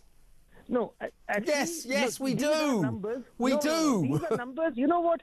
These are numbers that you don't have, aren't they? No, I can assure you. You just come on here. You got no facts. No. Yeah. Numbers which had 67%. It's not 67%. It's 48. It's gone down. Can you stop shouting? No, because you're assailing me with untruths. I am having a discussion. Yeah, and you're coming out with nonsense. It's not 67%.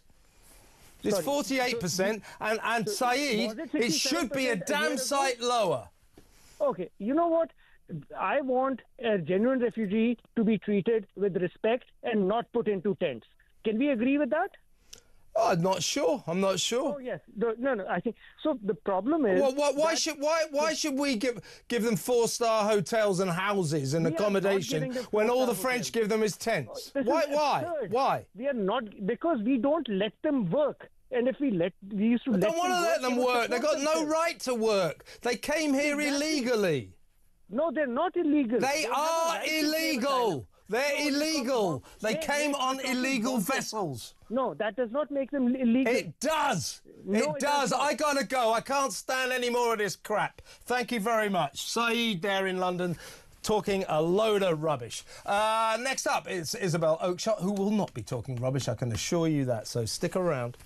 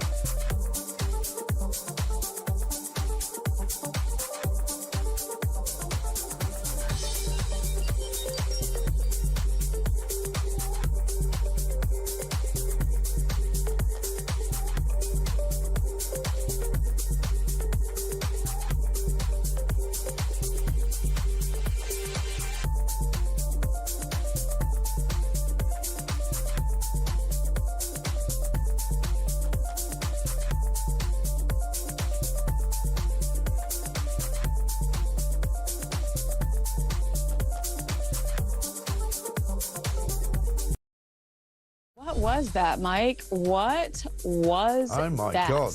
Well, does this man have anyone protecting him in the media space? I mean, where's your publicist that steps in and says, we promised you 10 minutes, it's been 30? Yeah. I mean, I could go on and on when it comes to the contradictions, when it came to the oversharing. Yeah. This is the third time the man has told us that his father doesn't take his calls anymore, by the way. Don't forget, in the Netflix series, Meghan actually says Harry lost his dad. Yeah.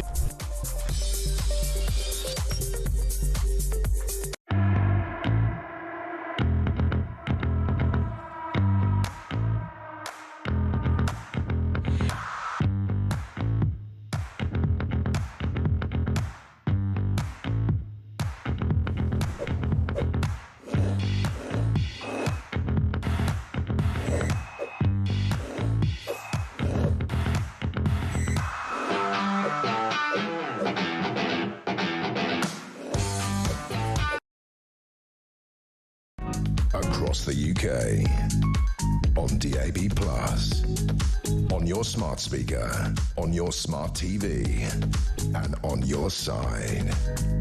This is Talk.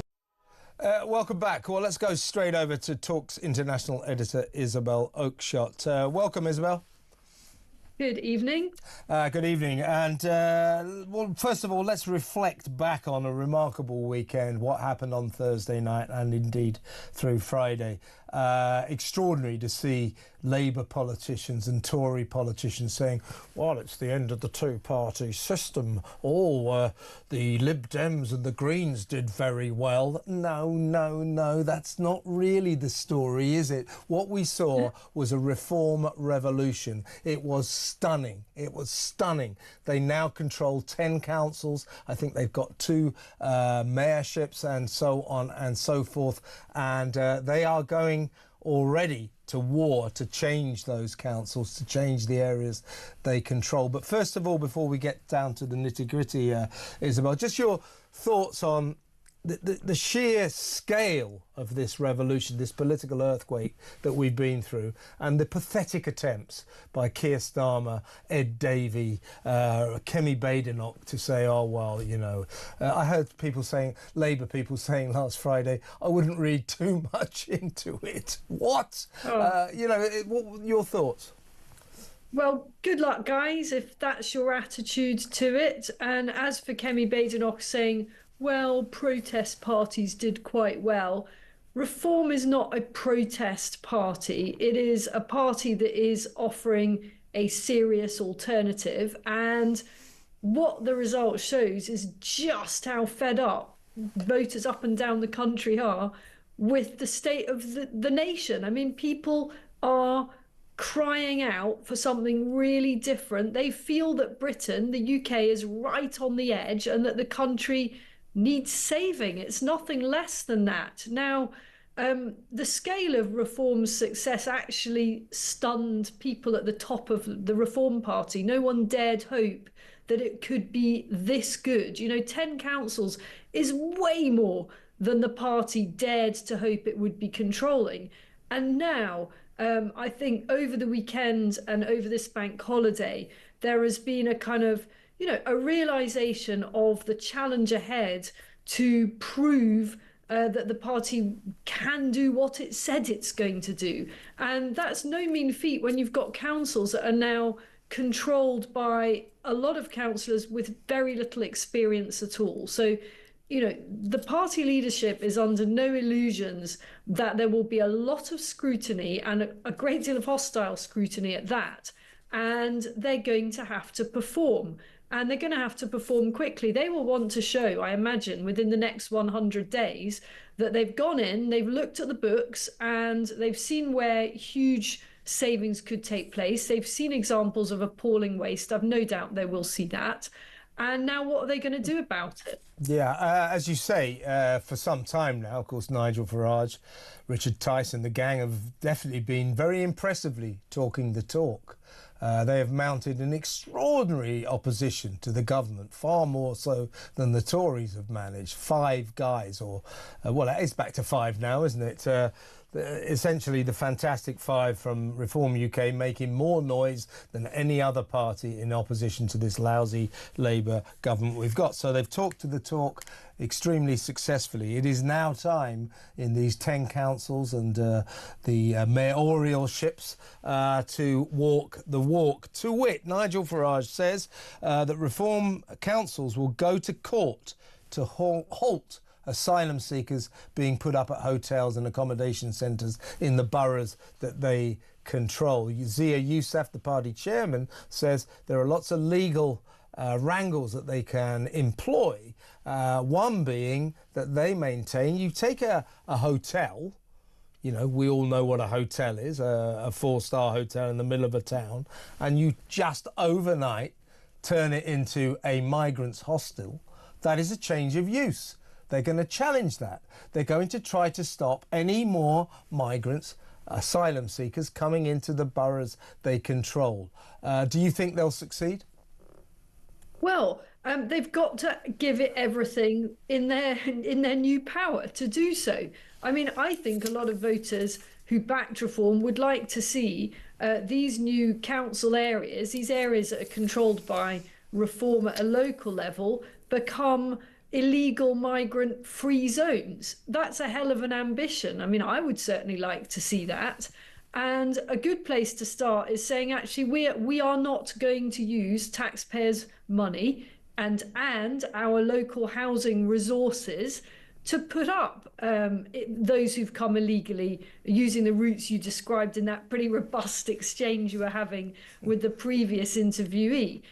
We're just not going to do it. And there are ways and means. You know, people have pointed out, well, actually, these contracts are between the Home Office and the providers of the accommodation. Well, yes, they are in many cases. That's right. But councils have all sorts of powers to say, for example, well, actually, this doesn't meet health and safety regulations, or this doesn't meet that criteria. And it's going to be a question of doing whatever it takes to make this principled point, because in too many areas, and we've all seen this for our own eyes, we have British people, particularly veterans, sleeping rough while asylum seekers are being put up in luxury accommodation. And the point you made there about the change of use from a four-star hotel, which is an asset to any community, to a migrant hotel, which is absolutely not an asset to any community, is a really strong one. You know, you can easily give planning permission for something that benefits everybody and draws people to the town. What about planning permission for a migrant hotel? It's a very different prospect, isn't it? Yeah, I mean, is a building that they're calling a hotel that no one can actually check into because is that a hotel? I think that's going to be the centre of the Reform UK's legal battle here. And I think if they succeed, I think their very mission is going to be very popular all over the country. Also, I suspect their other mission, Nigel Farage has made no bones about this, war on woke, if you like. He said there will be no diversity in reform councils. He said if you're a diversity officer, I suggest you start looking for another job. And he said there'll be no working from home. Again, this sounds to me it's sort of Trumpian. It's a return to proper common sense policies. Well, on the working from home thing, I always get a load of grief from that because people look at this visual and say, "Well, Isabel's working from home." Yeah, I'm not sorry, go on. I'm not paid by the taxpayer. This is not a public sector job, guys. That's the critical difference. So yes. I think that there'll be other very symbolic things. I think today it was announced that there'll be no flags flying from reform-controlled council buildings apart from the Union Jack, county flags, and so on. Anything British is fine, but no flags of other countries. And if that means it can't be a Ukraine flag, well, so be it. Can't be a Russia flag either. And I think the other big battle is going to be over net zero. And there's a lot of planning powers within that. You know, so many of these net zero projects require planning consent for whether it's solar farms or whatever it may be, a bunch of pylons. I mean, the vested interests involved in these projects have been put on notice already over the weekend that the party will go to war in every way it can with these projects. If they don't represent anything that's going to provide immediate positive dividends for council taxpayers, then I can't see that that's going to be supported. So there is a huge task. I mean, there's a lot of waste and dysfunction in so many other areas. Children's services is another one, particular reference to so-called looked after children, among the most vulnerable members of our society, who in many councils are being accommodated, would you believe it, in Airbnbs, maybe even in caravans. Absolutely shocking, at vast expense. All that needs to be looked at. The whole foster care system, councils paying huge amounts of money because there aren't enough foster carers for children to have a very inadequate provision. And now, because of Labour's pernicious war on independent schools, a lot of special educational needs provision has been decimated. And the result of that is council taxpayers are now paying for these poor children to be taxied vast distances to schools way out of their immediate area. And do you know what has to happen in that taxi? Someone has to go with them, not the parent, it's someone else. So we're paying just for the taxi, but somebody to accompany the special needs child. I mean, this is all an absolute nonsense, isn't it? And I hope and think that reform in the councils that it controls will be going root and branch through this stuff. Of course, they can't change it all overnight. Of course, they'll come up against limitations, which will be very frustrating for all concerned, but they're sure as hell going to try. Yes, one of the biggest shell shock results was down in Kent. I know a lot of people in Kent, and they were absolutely stunned that this sort of true blue county suddenly became Reform UK. And I think what's interesting about that is, of course, Kent is on the front line of the migrant crisis. And that was a real indication that the people have had enough. And if Nigel Farage and the gang can successfully persuade the public that, unlike any of the other parties, especially Labour, they will tackle this problem and they will try to solve it, that's going to go a long way to future potential success for Reform UK, isn't it? Well, what Reform UK ultimately wants to do is not have to house illegal migrants at all, because Reform UK's agenda is to stop the boats coming over, and not just, you know, people coming over on that route, but illegal immigration altogether. It's to turn back the tide on this, to start actually deporting people. So the debate over how illegal immigrants and asylum seekers, usually the same thing, are going to be accommodated is sort of a temporary debate in reform world, because the hope is that that would eventually, under a reform government, sooner than later, I should say, that will cease to be a problem. So it's a temporary situation, because under this Labour government, they continue to come over in their hundreds, sometimes thousands every week. And that does create an immediate practical problem. And in Kent, you know, we on this programme, Kev, I think you and I did the story, must have been about a year ago, about this whole war going on in Kent over accommodation, and they were running out of so-called hotels to put up migrants in, and certain hoteliers were saying, actually, you know what, on a point of principle, we're not going to take them. And even Kent Council at that point, Tory run, was sounding pretty fed up with the situation. Yeah, it's going to be interesting times. Isabel, fantastic to talk to you. Talk to you later in the week. Isabel Oakeshott there, Talk's international editor. Kinsey Schofield next. Stay tuned.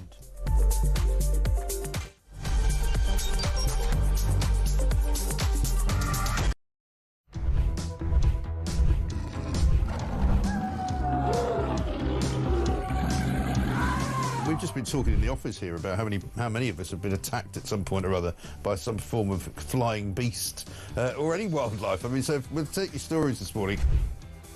Hello, this story is concerning wildlife. It's concerning a rhino. A rhino? Blimey. Right? Yeah, okay. rhino. I used to live in Kenya when I was about 5 or 6 years old. Okay. And we were in this wildlife park in a grey Morris Minor. this rhino started chasing us. There's me and my sister in the back seat. Right. It was like something out of Jurassic Park. Yeah. We were turning around saying, "Believe it, Dad. Just put your foot down, Dad. We're in a field. Put your foot down." This rhino was chasing us. One from Mark here in Derby. Went on holiday for our first romantic holiday to Judicial years ago. Decided to take my girl into a petting zoo. I got a bag of food to feed the animals. A giant goat then went for me, putting its front legs over my shoulders and proceeding to headbutt me over a fence into one of the pens, covering me in the food and making my nose bleed. I got out of the pen, then the goat and all his mates attacked me again, sending me running and screaming like a girl out of the zoo, with my girlfriend rolling with laughter on the floor. A tarantula climbed up the bottom of the bed on the sheet. Yeah. And it walked all the way up. It's eyeball to eyeball. Wow. And I thought to myself, what am I going to do when it climbs over my face? But then a miracle happened. It raised its two front legs and waved them around. And then it turned around and walked down the side of the sheet. Boris Johnson been attacked by an ostrich. The former PM was enjoying a safari trip with his family when the bird leaned into his car and went oi oi and pecked his hand. In footage shared online, he quickly jerked from the ostrich. Don't dirty minds away from the ostrich, and shouted, "Oh, cripes, get hell," before driving off. And so I just set it out there. Have you been attacked by an animal? When I was about 7, says Trevor. Across the UK, on DAB+, on your smart speaker, on your smart TV, and on your side. This is Talk.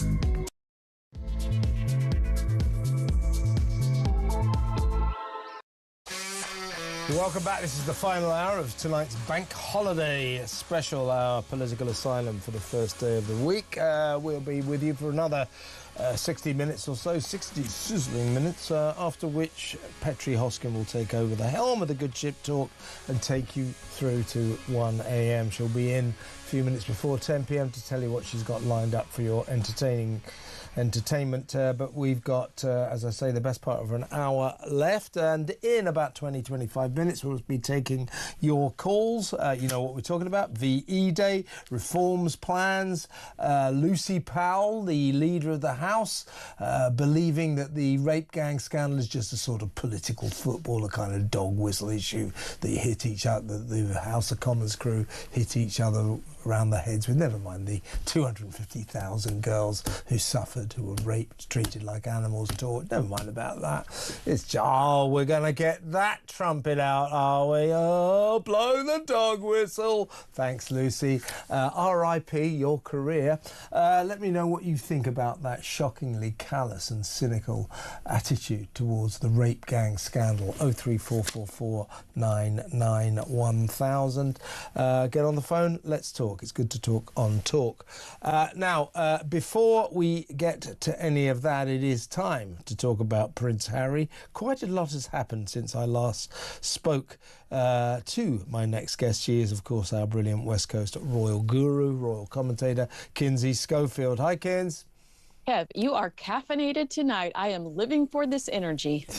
Well, actually, I'm always caffeinated. I'm about 6. I've got this is more. Hang on, let me get that in screen. Yeah, it's got to get the talk on. It's a cup of Talk black coffee, about my 10th of the night, so that might explain some of my manic behaviour. Now, talking of manic behaviour, well, there's so much to get through now, Kinsey, but you and I discussed briefly on Friday night the fallout from that extraordinary interview that Harry gave to the BBC. Now, I went home that night, watched every single second of it, and then watched it again. And I thought we were watching a man who is sad, who is bitter, who is angry, and I'm going to say it, who needs psychiatric help. I don't think there's any doubt about it. The man is in the depths of some kind of paranoid episode. It is extraordinary. He needs to be protected from himself. On reflection, after a few days, your thoughts about that bombshell interview he gave, which the results of which will be this: he's unlikely ever to see his dad again, the King of Britain, King Charles. His children Archie and Lilibet, will probably never see their paternal grandfather, King Charles, ever again. They've barely seen him already. They'll never see him again. And that, of course, comes on the back of the fact that they already will almost certainly never see their maternal grandfather, Thomas Markle Jr., who Meghan has similarly sort of decided cannot be in her father's company. I mean, it's just incendiary what Harry did in that bizarre interview. What did you think?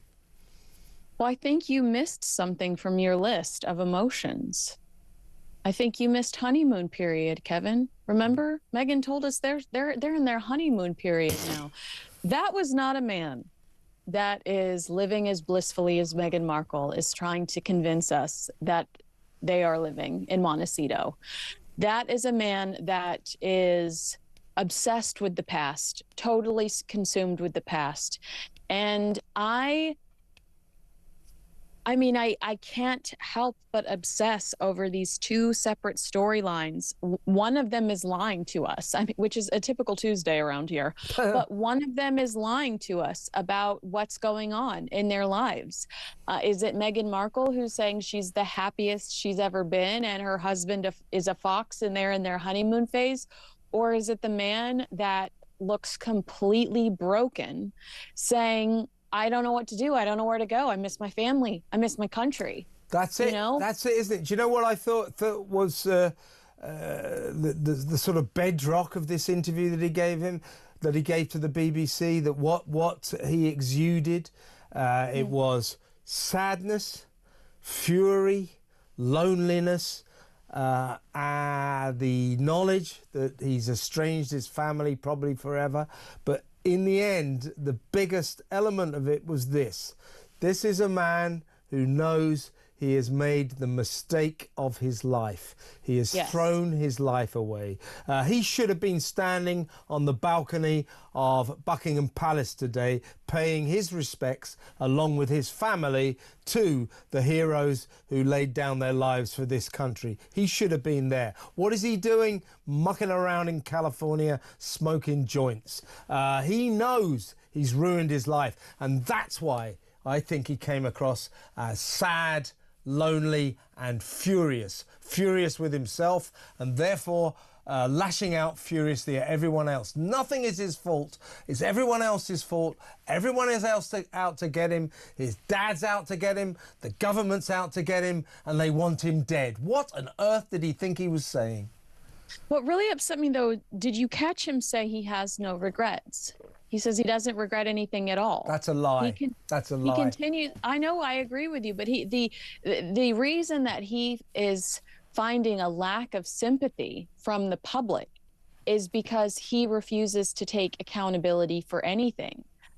Liz Jones, I think I saw in the Daily Mail, like one of the first paragraphs, she's like, he apologized for this. And I'm like, girl, what interview were you watching? Because I watched all 30 minutes that were supposed to be 10. I watched all 30 minutes too. And there were no apologies. He said, people are going to be angry with me. He kind of shrugged it off. There will be some people that won't forgive me for what I did. But he isn't taking accountability for the hurt and danger.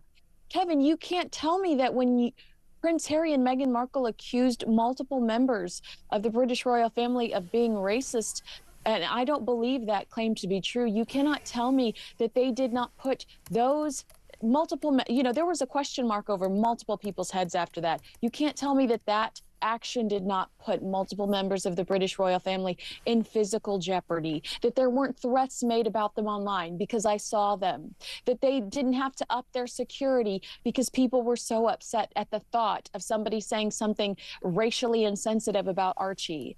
Like, Harry and Meghan have done real damage, emotional and physical damage too. Yeah. And he says at one point, we'll play a couple of clips in a minute, he said at one point he's prepared to forgive the royal family. Oh, gee, thanks, Harry. I think it might be them that have to forgive you. Oh, some people will be upset with me because I wrote a book. Yeah, I think they probably are. You know, they're probably not keen on the fact that you called them a bunch of racists in an interview to Oprah Winfrey and so on and so forth. He seems to take so little responsibility for his egregious behaviour. He also thinks so highly of himself. Kevin, he's 40 years old. Can you please mathematically explain to me 35 years of a life of service? The man is 40 years old, and he told us he spent 35 years in a life of service. Mathematically, it's not mathing. You know, how can you say you spent 35 years in a life of service, so you deserve that you deserve the same security as your brother? Exactly. And what about the lowest moment of a very low interview? It was full of very low moments. As I say, to some extent, you know, if you took it at face value, you'd say, you spoilt brat, shut up. And take some responsibility for some of your own actions. But at the same time, I looked at that and I thought, poor guy needs psychiatric help. He really does. I mean, the level of paranoia was disturbing. He seems to think that his family and him are under constant threat of assassination, you know, wherever they go. This is ridiculous. This is utterly ridiculous. But the lowest moment, among very many low moments, was when he said, my father doesn't talk to me anymore because of this security stuff. I don't know how long he's got to live. How dare he say that? Well, he's already lied in half that sentence anyway, so why would we believe the second half? Like, why would we believe he has any access into any information about his father for him to make that statement? He says, my father doesn't talk to me anymore because of this security stuff. Well, you Can you blame him? Yes, but you told us in the Netflix series, actually Meghan told us in the Netflix series, that you lost your father back in the day. And then you told us in the Oprah Winfrey interview that your father had stopped taking your phone calls all the way back in 2021. And we later found out that it was because you kept harassing him for money. Sources said at the time that then Prince Charles made the comment to Queen Elizabeth, who said, please take his calls. Now he's calling me. I'm not an ATM. So this is just, you know, your dad's not taking your calls because of this security issue. He's not taking your calls because it's you calling, wanting something else, and he cannot trust you. It's another, you know, he hasn't been taking your calls for a while now. This isn't breaking news to us. Yeah, that's actually true, Kinsey. You and I have been talking about this for weeks. It's been well known that the King has drawn the line. He's had enough. He doesn't want to talk to this guy anymore because, first of all, the guy's a constant whinger, always moaning.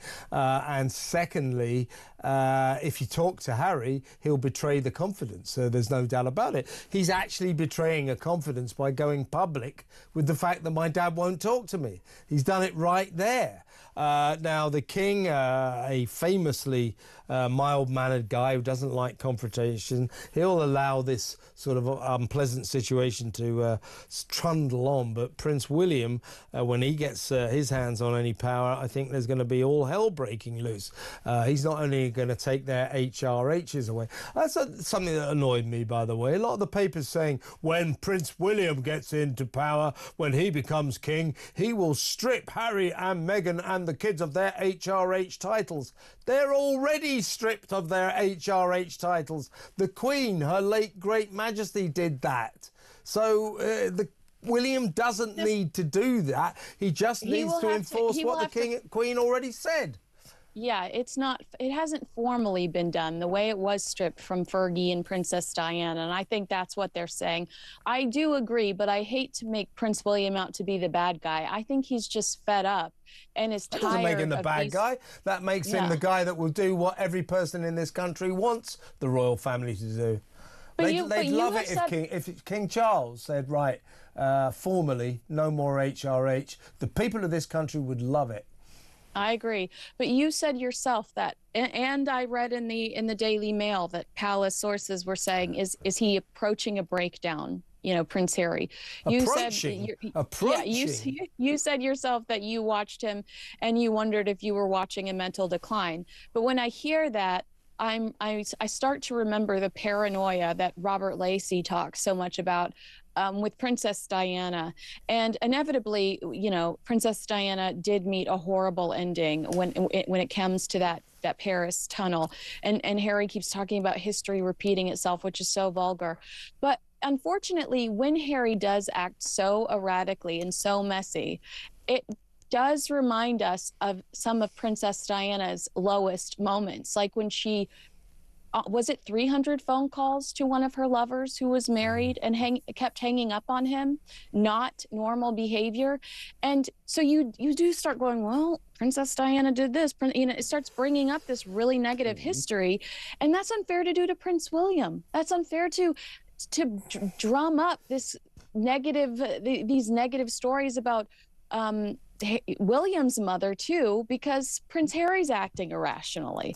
But you can't help but think, well, you know, if she did some of those things, well, is he capable of doing some of those things? Let's play a couple of clips. This is Harry on it's called the RAVEC committee. This is the committee that sits in judgment on issues of royal security. They're the ones who decide who gets a gun guard, etc. Here's Harry talking about that committee. What I'm struggling to forgive, and what I will probably always struggle to forgive, is that a decision that was made in 2020 that affects my every single day, and that is knowingly putting me and my family in harm's way. Everybody knew that they were putting us at risk in 2020, and they hoped that me knowing that risk would force us to come back. But then when you realise that that didn't work, do you not want to just keep us safe?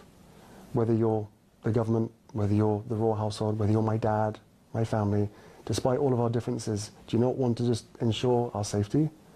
And I'm calling for, you know, the Home Secretary and the government to do a review of RAVEC. And I'm also asking for an R&B assessment that I haven't received since. Well, he's not going to get any of that because it's ridiculous. It's utterly ridiculous. This guy is 40 years old, not 4. He behaves like he's 4 years old. There will be no review. This decision has been made 3 times in the highest courts of this land in Britain. And he says, oh, no, he said in that interview, nobody told me that I was doomed to fail this case, this court case. Well, actually, they did. The appeal court judge, the second judge, said, at the end of the case, so Harry, to give you the chronology, goes to court, say, give me armed cops, guards whenever I come to Britain and my family, brackets, like my brother gets. That's what this is all about, status. And the first court said, no, you don't qualify. You're not a Frontline royal anymore. Then he appealed. The appeal court judge said, no, the ruling is exactly right. You do not warrant armed police protection when you come to this country. And he said, and furthermore, let me give you a bit of free advice. He didn't actually say that, but as long as these lines. He said, don't pursue this case any further. You are doomed to fail. This will never, ever succeed. Harry, a spoilt little brat, tantrum, didn't get his own way, goes back to court, wastes more of his own money, millions we're talking about, only to be told exactly the same thing again. Sorry, you fail. You're not getting armed police protection. He said, nobody told me. Yeah, the appeal court judge told you second time around. Why didn't you listen to him, Ginger Nuts? Well, he said his attorneys didn't tell him, and he could only have to listen to what the judge said. He said it in public. Yeah. You could read it in the damn newspapers. To that, I would just say, why would they tell you that? They just made how much of the $2 million that you now owe are going to those attorney fees all over the place. Like you're paying for some of those people's children to go to college. You know what I mean? Yeah. Like they're. That was so silly to me, but what annoyed me the most about that clip is Harry acknowledging that people told him that this would be one of the consequences in 2020. He acknowledged that those would be one of the consequences in 2020, and his justification is, so what? I want my way. He said, they told me in 2020 that this would happen. Yeah. And even though that this is what they told me would happen, I'm mad that this is now happening. Like, grow the hell up. You are an adult man. You have 2 children to raise. Yeah. And also the security of your family, Harry, if you're watching, I doubt if you are, but if you are, that's your... Well, he has before. That's your business. That is your business. You protect your family. You organise the security. You have no right to charge British taxpayers for your protection when you come back to Britain. You organise it. American You organise taxpayers. it. You pay for it. Who paid for that 4-car motorcade last week, Kevin? Who paid for the 4-car motorcade?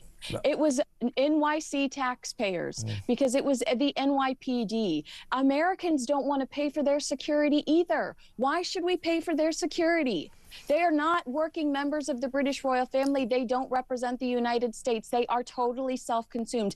Meghan, with her 4-car motorcade, went to promote her loose jam spread in front of a bunch of 1%ers at the Time 100 summit. Harry says, I'm still living a life of service. You wrote a book about your frozen penis. How is that a life of service? You know what I'm saying? Like, get out. I don't know what to say to that, but I take your point. I mean, yes. I mean, what we got on Friday, this absolutely breathtaking interview, which, by the way, has destroyed what was left. The small remnants of his credibility is now gone. Most of it was deranged, absolute paranoid nonsense. What we got was a stream of demented, paranoid vitriol from a man-child who has not got his own way. He's got to grow up fast. He's got to grow up. Do you think that a lot of people saying, look, he didn't used to be like this? Yeah. Frankly, a lot of commentators here in Britain saying there are 2 Harrys. There's Harry pre-Meghan and Harry post-Meghan. Has Meghan ruined Harry? Yes. Thanks very much. Good interview. Bye. No, seriously. No. I mean, he is a shell of a human being. Last week, just for fun, I sat back and rewatched Catherine and Prince William's their wedding, because it was their 14th wedding anniversary. And Harry is so carefree, so fun. The way he peeks over his shoulder to look at Catherine before William gets a glimpse of her as she's walking down the aisle. He's full of cartoon hard eyes pop out of his face when he sees Harry loved Catherine. Harry used to love Catherine, and he said that was his sister, the sister that he never had, that he always wanted. And now he's posting, without her permission, private text messages in his book while suing multiple newspapers for invading his privacy. Who is this person? No one recognizes him anymore. No one likes him. No one in the States wants to work with him. That's why charities are turning him away, according to Tom Quinn. They feel like the brand is toxic. You know, it's interesting that we're seeing this within weeks of Senabale falling apart. African Parks Charity is still a hot mess express. What does Prince Harry have going for him right now, except for a woman who occasionally calls him a fox on a weird-ass podcast? Yeah, exactly right. I mean, you know, the guy, I think he crossed the line on Friday in a major world. Let's play a little bit more from this interview, this bizarre interview. Here he is talking about forgiveness. Relationship has changed with the UK. Do you feel let down by your country? That's a big question. At this point, I'm feeling very let down. You know, it's the minority of people, especially those that read the tabloids and the press themselves. The press themselves have incited so much hatred towards myself, my wife, and even our children. That's hard to forgive. You know, there are decisions that have been made. There are things that have happened since 2016, especially throughout my whole life. But let's just stick since 2016. There are things that have happened that I can now forgive. I have moved past that. I can forgive my family's involvement, my father, my brother, and my stepmother. I can forgive I can forgive the press to a large extent as well for so many things that have happened. What a great guy. That's really big of him. Thanks, Harry. Fantastic. Everything is everyone else's fault. The press, his family, the public, everything. Never, ever him. Never takes any responsibility for anything. I think that Meghan probably took him down that path. But it's a sorry sight to see now, isn't it? It is. I'm going to go ahead and forgive the press who I'm using, that I'm manipulating right here at this very moment to get my side of the story out, with the BBC even having to break down and admit that they had a lapse in their editorial standards over this coverage. They said that claims were repeated, that this had been an establishment stitch-up, and that they failed to properly challenge that and other allegations. They didn't even read the Buckingham Palace statement. As you know, they should have wrapped the entire thing up with Buckingham Palace's statement, but it was all just Prince Harry verbally vomiting on his father, who has cancer. I mean, it was wild. Right. Exactly right. Now, in response to this weekend has been memorable, to say the least. This was the weekend when Harry finally unravelled. As you said, we've had a very turbulent few months with Senator Barley and God knows what. Meghan's frenetic activity trying to sell tat online. I don't think that's going to work. Her podcast failing disastrously, and so on and so forth. Now, after this weekend, though, I mean, over here, I'm sure in America as well, but over here, the response has been, extremely vehement. A lot of commentators saying, how dare you say this, this guy needs psychiatric help, this was the moment Harry crossed the line, this was Meghan's response to this eruption over here in Britain. This is what she posted on Instagram. A picture of Harry in black and white disappearing into the sunset in Montecito Towers, no doubt, carrying the two kids, or one, holding the hands of one and carrying the other. And people said, well, this is Meghan saying to the royal family, F you. There it is, F you. She posted that. I think she should have wound her neck in, given the circumstances, don't you think? I totally thought that this was unnecessary. You know, everybody was like, oh, Meghan Markle's show of support for Prince Harry. Girlfriend, where have you been? As Dr. Sophie Shandaka has ripped him up one side and down the other with racism allegations. Where were you then? But now you're going to drop this highly pixelated, potentially manipulated image of the two children that you are using to flog your loose fruit spread. It's just so tacky. And we've come to expect it from her. Prince Harry just sat on international television and told us that his children are in grave danger, that he needs the UK government to help him support his family because they are in grave danger. And Meghan Markle goes and posts another picture of them on Instagram 2 weeks after Prince Harry did an event where he was campaigning to keep children off of social media. These people are not on the same page. Hopefully there was a prenup. If not, a postnup is on the way. Right, let's play a last clip, and then you and I are going to have to part company. We've overrun as usual, Kinsey. This is Prince Harry talking about how this decision by the appeal court not to grant him armed police protection when he comes back to Britain will mean that his family will never come here. Have a look. I can't see a world in which I would be bringing my wife and children back to the UK at this point. And the things that they're going to miss is, well, everything. You know, I love my country. I always have done, despite what some people in that country have done. What does he mean by that anyway? And also, what this adds up to, because he's obsessing on, oh, we'll all be shot dead if we ever step outside the gates of our mansion in California. We'll all be killed. Nonsense, absolute nonsense. So he has decided to make an issue of this and therefore deprived his children, basically, of ever seeing their paternal grandfather, King Charles. We already know that they can't see Thomas Merkel, her father. So I think what his decisions, I can't see a world where I'll bring them back. It's very cruel to those kids, I think, and cruel to the king. Emotional blackmail is what that is. It's emotional blackmail. But this isn't the wildest thing he said. I wish he would stop putting this stuff out there.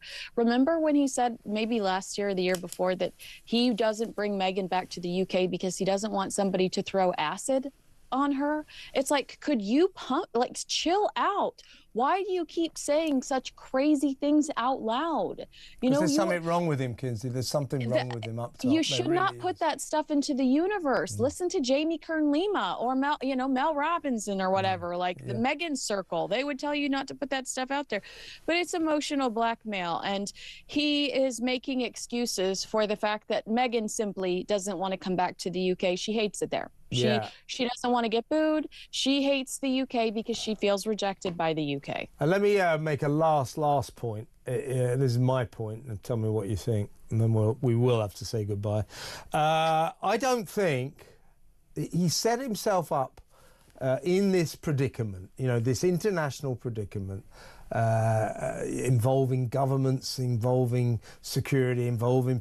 I don't think he's got the intellectual capacity to deal with it. Frankly, as they say in America, I think he's too dumb for this. As we say in Britain, he's too thick. Yeah, well, to quote Princess Diana, Prince Harry's pretty thick. I mean, she said, Harry's an airhead like me. Even your mom is saying it, Prince Harry. So... I don't think so either. He doesn't understand protocol. He doesn't respect the process enough to learn about it, to properly understand it. That's why he thinks he can take on people like the king and his government.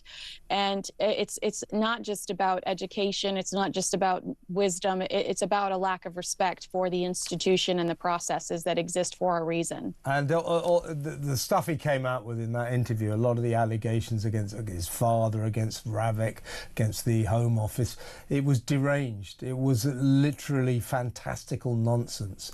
And that can only have come from a fevered mind that perhaps needs some help. Kinsey, fantastic half an hour. We'll talk again very soon. Thank you very much. Kinsey Schofield there, royal commentator over on the West Coast. Obviously, we've gone on a bit long there, but let me know what you think about that. 0344 499 1000. We'll go straight to break, take some calls straight afterwards.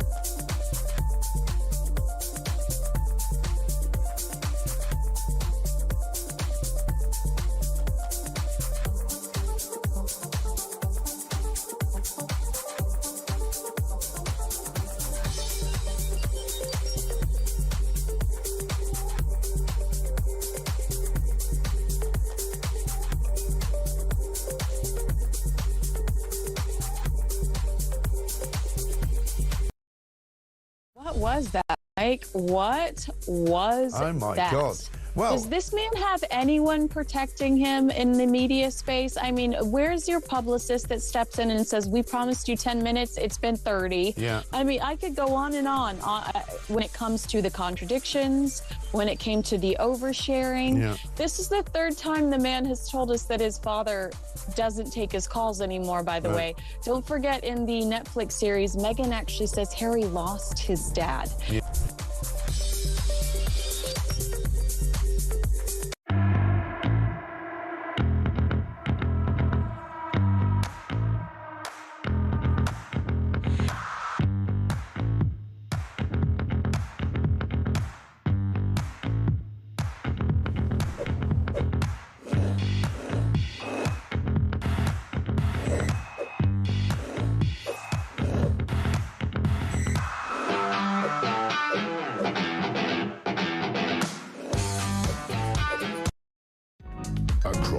UK. On DAB+, on your smart speaker, on your smart TV, and on your side. This is Talk. Welcome back. Before we go to the phone, we've got some WhatsApp voice notes. First up, this is David talking about Lucy Powell. Good evening, Kevin. Reference this to Lucy Powell. She is a disgrace to the Labour Party, disgrace to the country. She should be sacked. She should be booted out, and her constituency should do a recall. And if every constituency referenced Labour did a recall, you imagine all the by-elections that could happen. That's one way of getting Labour out of office, isn't it? It's a long shot, David, but I like the idea of it. But I agree with you about Lucy Powell. She should resign. She should be sacked. She should be out of that cabinet for what she said about the rape gang scandal, as if it's just some sort of political football. You're going to blow the dog whistle. You're going to blow that trumpet, are you? Hit us over the head with that. It's a bit more than that, Lucy, as you well know. Right, let's go straight to the phones. Let's talk to Philippa in Dorset. You want to talk about Harry? That extraordinary interview, Philippa. What would you like to say? Well, Kevin, good evening. It was a car crash. That's it. That's the word. Yeah.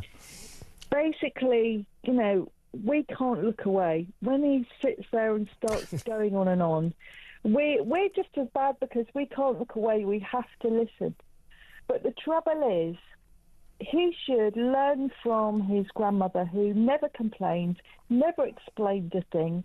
If he hasn't got anything nice to say, he basically shouldn't say it, because he sat there like he's depressed and he's crying out for help by doing these interviews.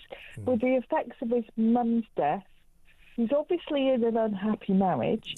He misses the UK and his father's seriously ill, and he's trying to find a way to get back his life that he had before he went. I agree with you, Philippa. I mean, I think it's worse than that, but I agree with the basic principle of what you're saying. What we were looking at on Friday is a man who is in a state of distress, because this is my interpretation, and I think you agree, because he realises he's thrown his life away. He's made the mistake of his life. He used to be a prominent, important member of the royal family, should have been out there today on Buckingham Palace balcony, paying his respects to our heroes of the past, the Second World War. Instead, he's probably over in Montecito smoking joints on the beach or something. And I thought, watching that interview, he exuded that, a sense of a man who has thrown his life away. He's sad, he's lonely, and he's angry. He's lashing out angrily. I feel desperately sorry for him. I do too. Yeah, I'm with you there. Yeah. I wish there was a way back for him, especially with the king being as ill as he is. But there isn't now, is there, Philippa? There's no way back now, is there? I don't think so.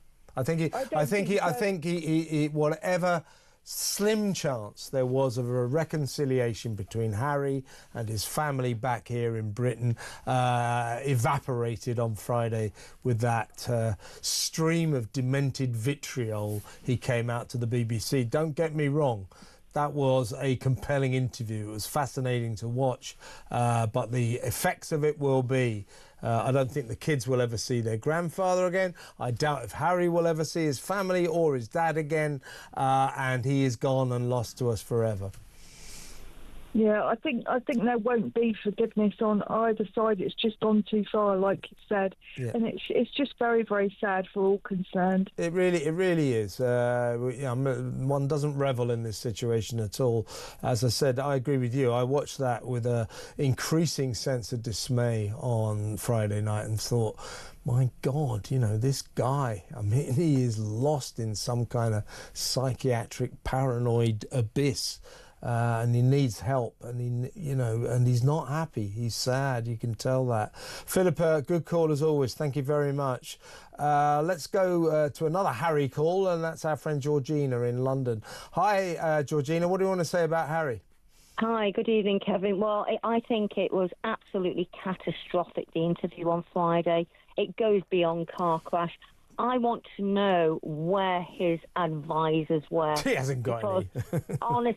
honestly, this young man, this certain rules and regulations when you come from a family like the royal family. Like your previous caller, Philip, has just said, the old adage, never complain, never explain. But also, in a family like that, you have to be 100% trustworthy to your family and 100% loyal. What you've got to take into consideration is Harry has never had to take accountability for his actions, and he's got no idea, or didn't have, of how the outside life was outside of the royal bubble. You know, he's broke the royal family's code of conduct. On top of that, I truly believe, Kevin, that this young man is suffering from some kind of mental problem. I mean, it was excessive paranoia. Yes. Everything, you know, but my family can't go anywhere without being potentially killed. Everyone's ganging up against me. My dad is working with the government to make me unsafe. My family hate me, and so on and so forth. It's like, my God, it was painful to watch. It was seriously painful. But, you know, the BBC should have consulted the palace before that was broadcast. I don't understand what's gone wrong here. That should never have been broadcast before the Well, they should have got a right of reply. So should the Home Office. The Home Office should have had a right of reply. So should Buckingham Palace. I don't blame the BBC for putting that interview out at all, and I don't blame it for putting it top of its news schedule. A lot of people said they should have been leading on reform, on the reform revolution. I can sympathise with that viewpoint, but as a journalist, I think I would have led on Harry as well. It's not often you get a member of the royal family delivering a bombshell interview like that. So news value, I don't blame the BBC at all. But of course they should have gone to the palace. Of course they should have gone to the Home Office. And the fact that they didn't is quite extraordinary, quite extraordinary. Georgina, I've got to get a lot to pack in. Always good to talk to you. Got to go for now, but call me again tomorrow. That's Georgina in London. We're going to break now. Come back, more of your calls.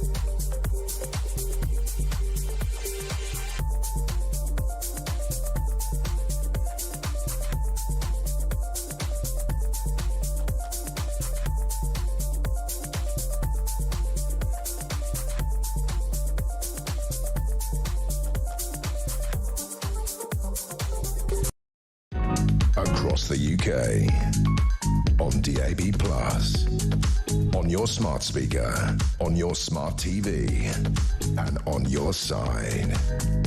This is Talk. Welcome back. Back to your calls in just a second. A few more WhatsApp voice notes. I always say I'll play out every one, and I will. First up, here's Dave again on Lucy Powell. Hi, Kev. Just thinking about Lucy Powell. What she said about the grooming gangs. Would that not warrant 31 months in prison? Maybe. I don't know. Yeah. her party seems to come down pretty harsh on people that say things that maybe they shouldn't. Just a thought, mate. Yeah, but she's a Labour cabinet minister, so she won't go to jail. More's the pity, but she won't. But amusing call, Dave. Thank you. Here's Chris on VE Day. Hi, Kevin. This rot about the services started with Blair. After he took us into that illegal war, they were flying the injured soldiers to Germany for treatment and then flying them back to East Midlands. The military were meeting them at East Midlands Airport, demobbing them, taking off their Mod 90 identity cards and telling them to go and queue up at the NHS at A&E to get further treatment. Happy VE Day. Thanks, Chris. So you obviously know a bit about this, but the way we disrespect our military veterans in this country is a disgrace, as Philip Ingram was saying earlier. I mean, people who go out and serve their country, put their life on the line, they come back, and when they leave the forces, they end up homeless. We do nothing for them. Perhaps they should get on a small boat in Calais and come over and call themselves a migrant. Then they'll get a 4-star hotel, 50 quid a week, free doctors, free dentists, free lawyers, everything, you know. So perhaps they should try that. It's outrageous the way we treat the heroes who serve this nation. Final WhatsApp voice note. This is Steve again on Lucy Powell. Evening, Kev. Do you even think for 1 minute that old two-tick here is going to get rid of Lucy Powell? She is only saying what they all think, and I just think at this moment in time, they're just taking the utter out of us. They're just trolling us at this point. They know they're a one-term party, and I think they're just going to just wind us up until the end, until they're booted out. Yeah, unfortunately, Steve, we can't boot them out for another 4 years. I absolutely agree with you. Lucy Powell, she let the mask slip. That's what that cabinet think about the grooming gang scandal, the rape gang scandal. They think it's a political problem that their rivals, their opponents, are going to hit them over the head with. Oh, we're going to get that trumpet out. Oh, the dog whistle, blow the dog whistle. It's a little bit more important than that, Lucy. This is a human issue that should be beyond politics, but not for that lot. Not for that bunch of sixth form activists.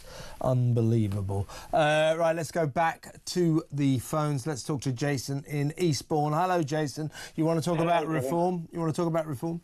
Yes, yeah. I was telling in a what do you call it? Community centre, and lots of people who were going in there, right, were voting for reform. Yep. And they were like shouting down a bit to the Liberal Democrats, and I always thought it was the other way around. It's not. It was they were wanting to vote, and then lots of constituencies, wards in our area weren't allowed to vote. They weren't allowed to vote. No, they weren't. They've been suspended for next year. Oh, yeah. Well, that happened all over the country, yeah. Yeah. But if they hadn't done that... I seem to remember, what was it, 19 local elections that Labour cancelled because they said something about redrawing constituency lines, boundaries. But basically, most people think they cancelled as many local elections as they could because they knew they were going to be embarrassed in all of them. But that didn't really work, did it, Jason? Yeah, I know, that's what happened. I saw it. I was with a Liberal Democrat woman next to me, Tracy. She was saying, she's embarrassed by it, you know what I mean? No, point taken. Jason, but never mind. The message was delivered to Labour in no uncertain terms. Everybody hates them. Thanks, Jason. Good call, Jason in Eastbourne there. Should we go to break, and when we come back we'll talk to Susan in Brighton, so we'll do that.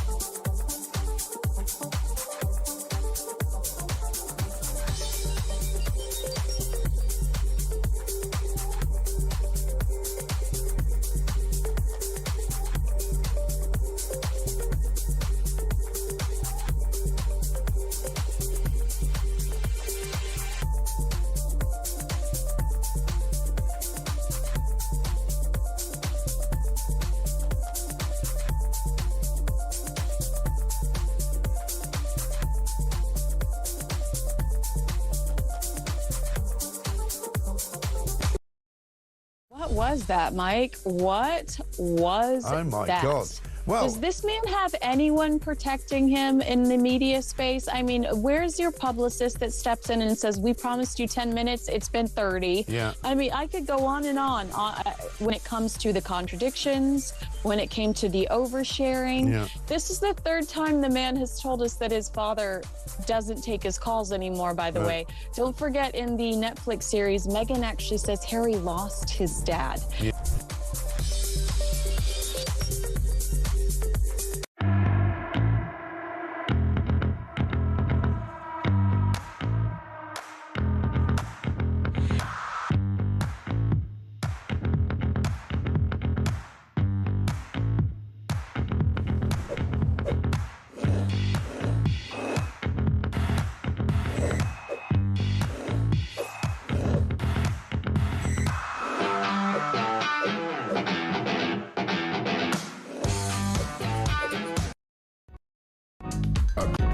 Across the UK, on DAB+, on your smart speaker, on your smart TV, and on your side.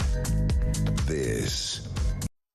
I got a lot of messages in response to that story I told you about the judge who decided not to deport or imprison an Ethiopian migrant who had viciously beaten the hell out of two female coppers. The reason that he was basically exonerated was because the judge said you're only 20 and your brain won't be fully developed until you're 25. This is a sort of fashionable thing in legal circles now. A lot of medical people will tell you it might be sort of physiologically true, but let's get this straight. It has no standing in law.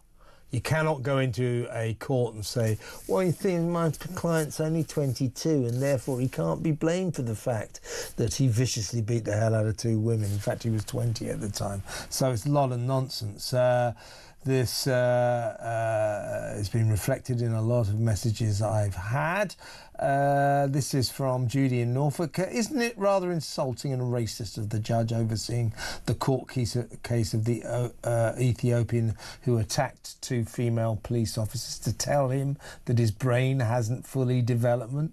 Yeah, arguably it is a bit racist, isn't it? But apparently it's medically justified, but it isn't the point. It's not legally justified.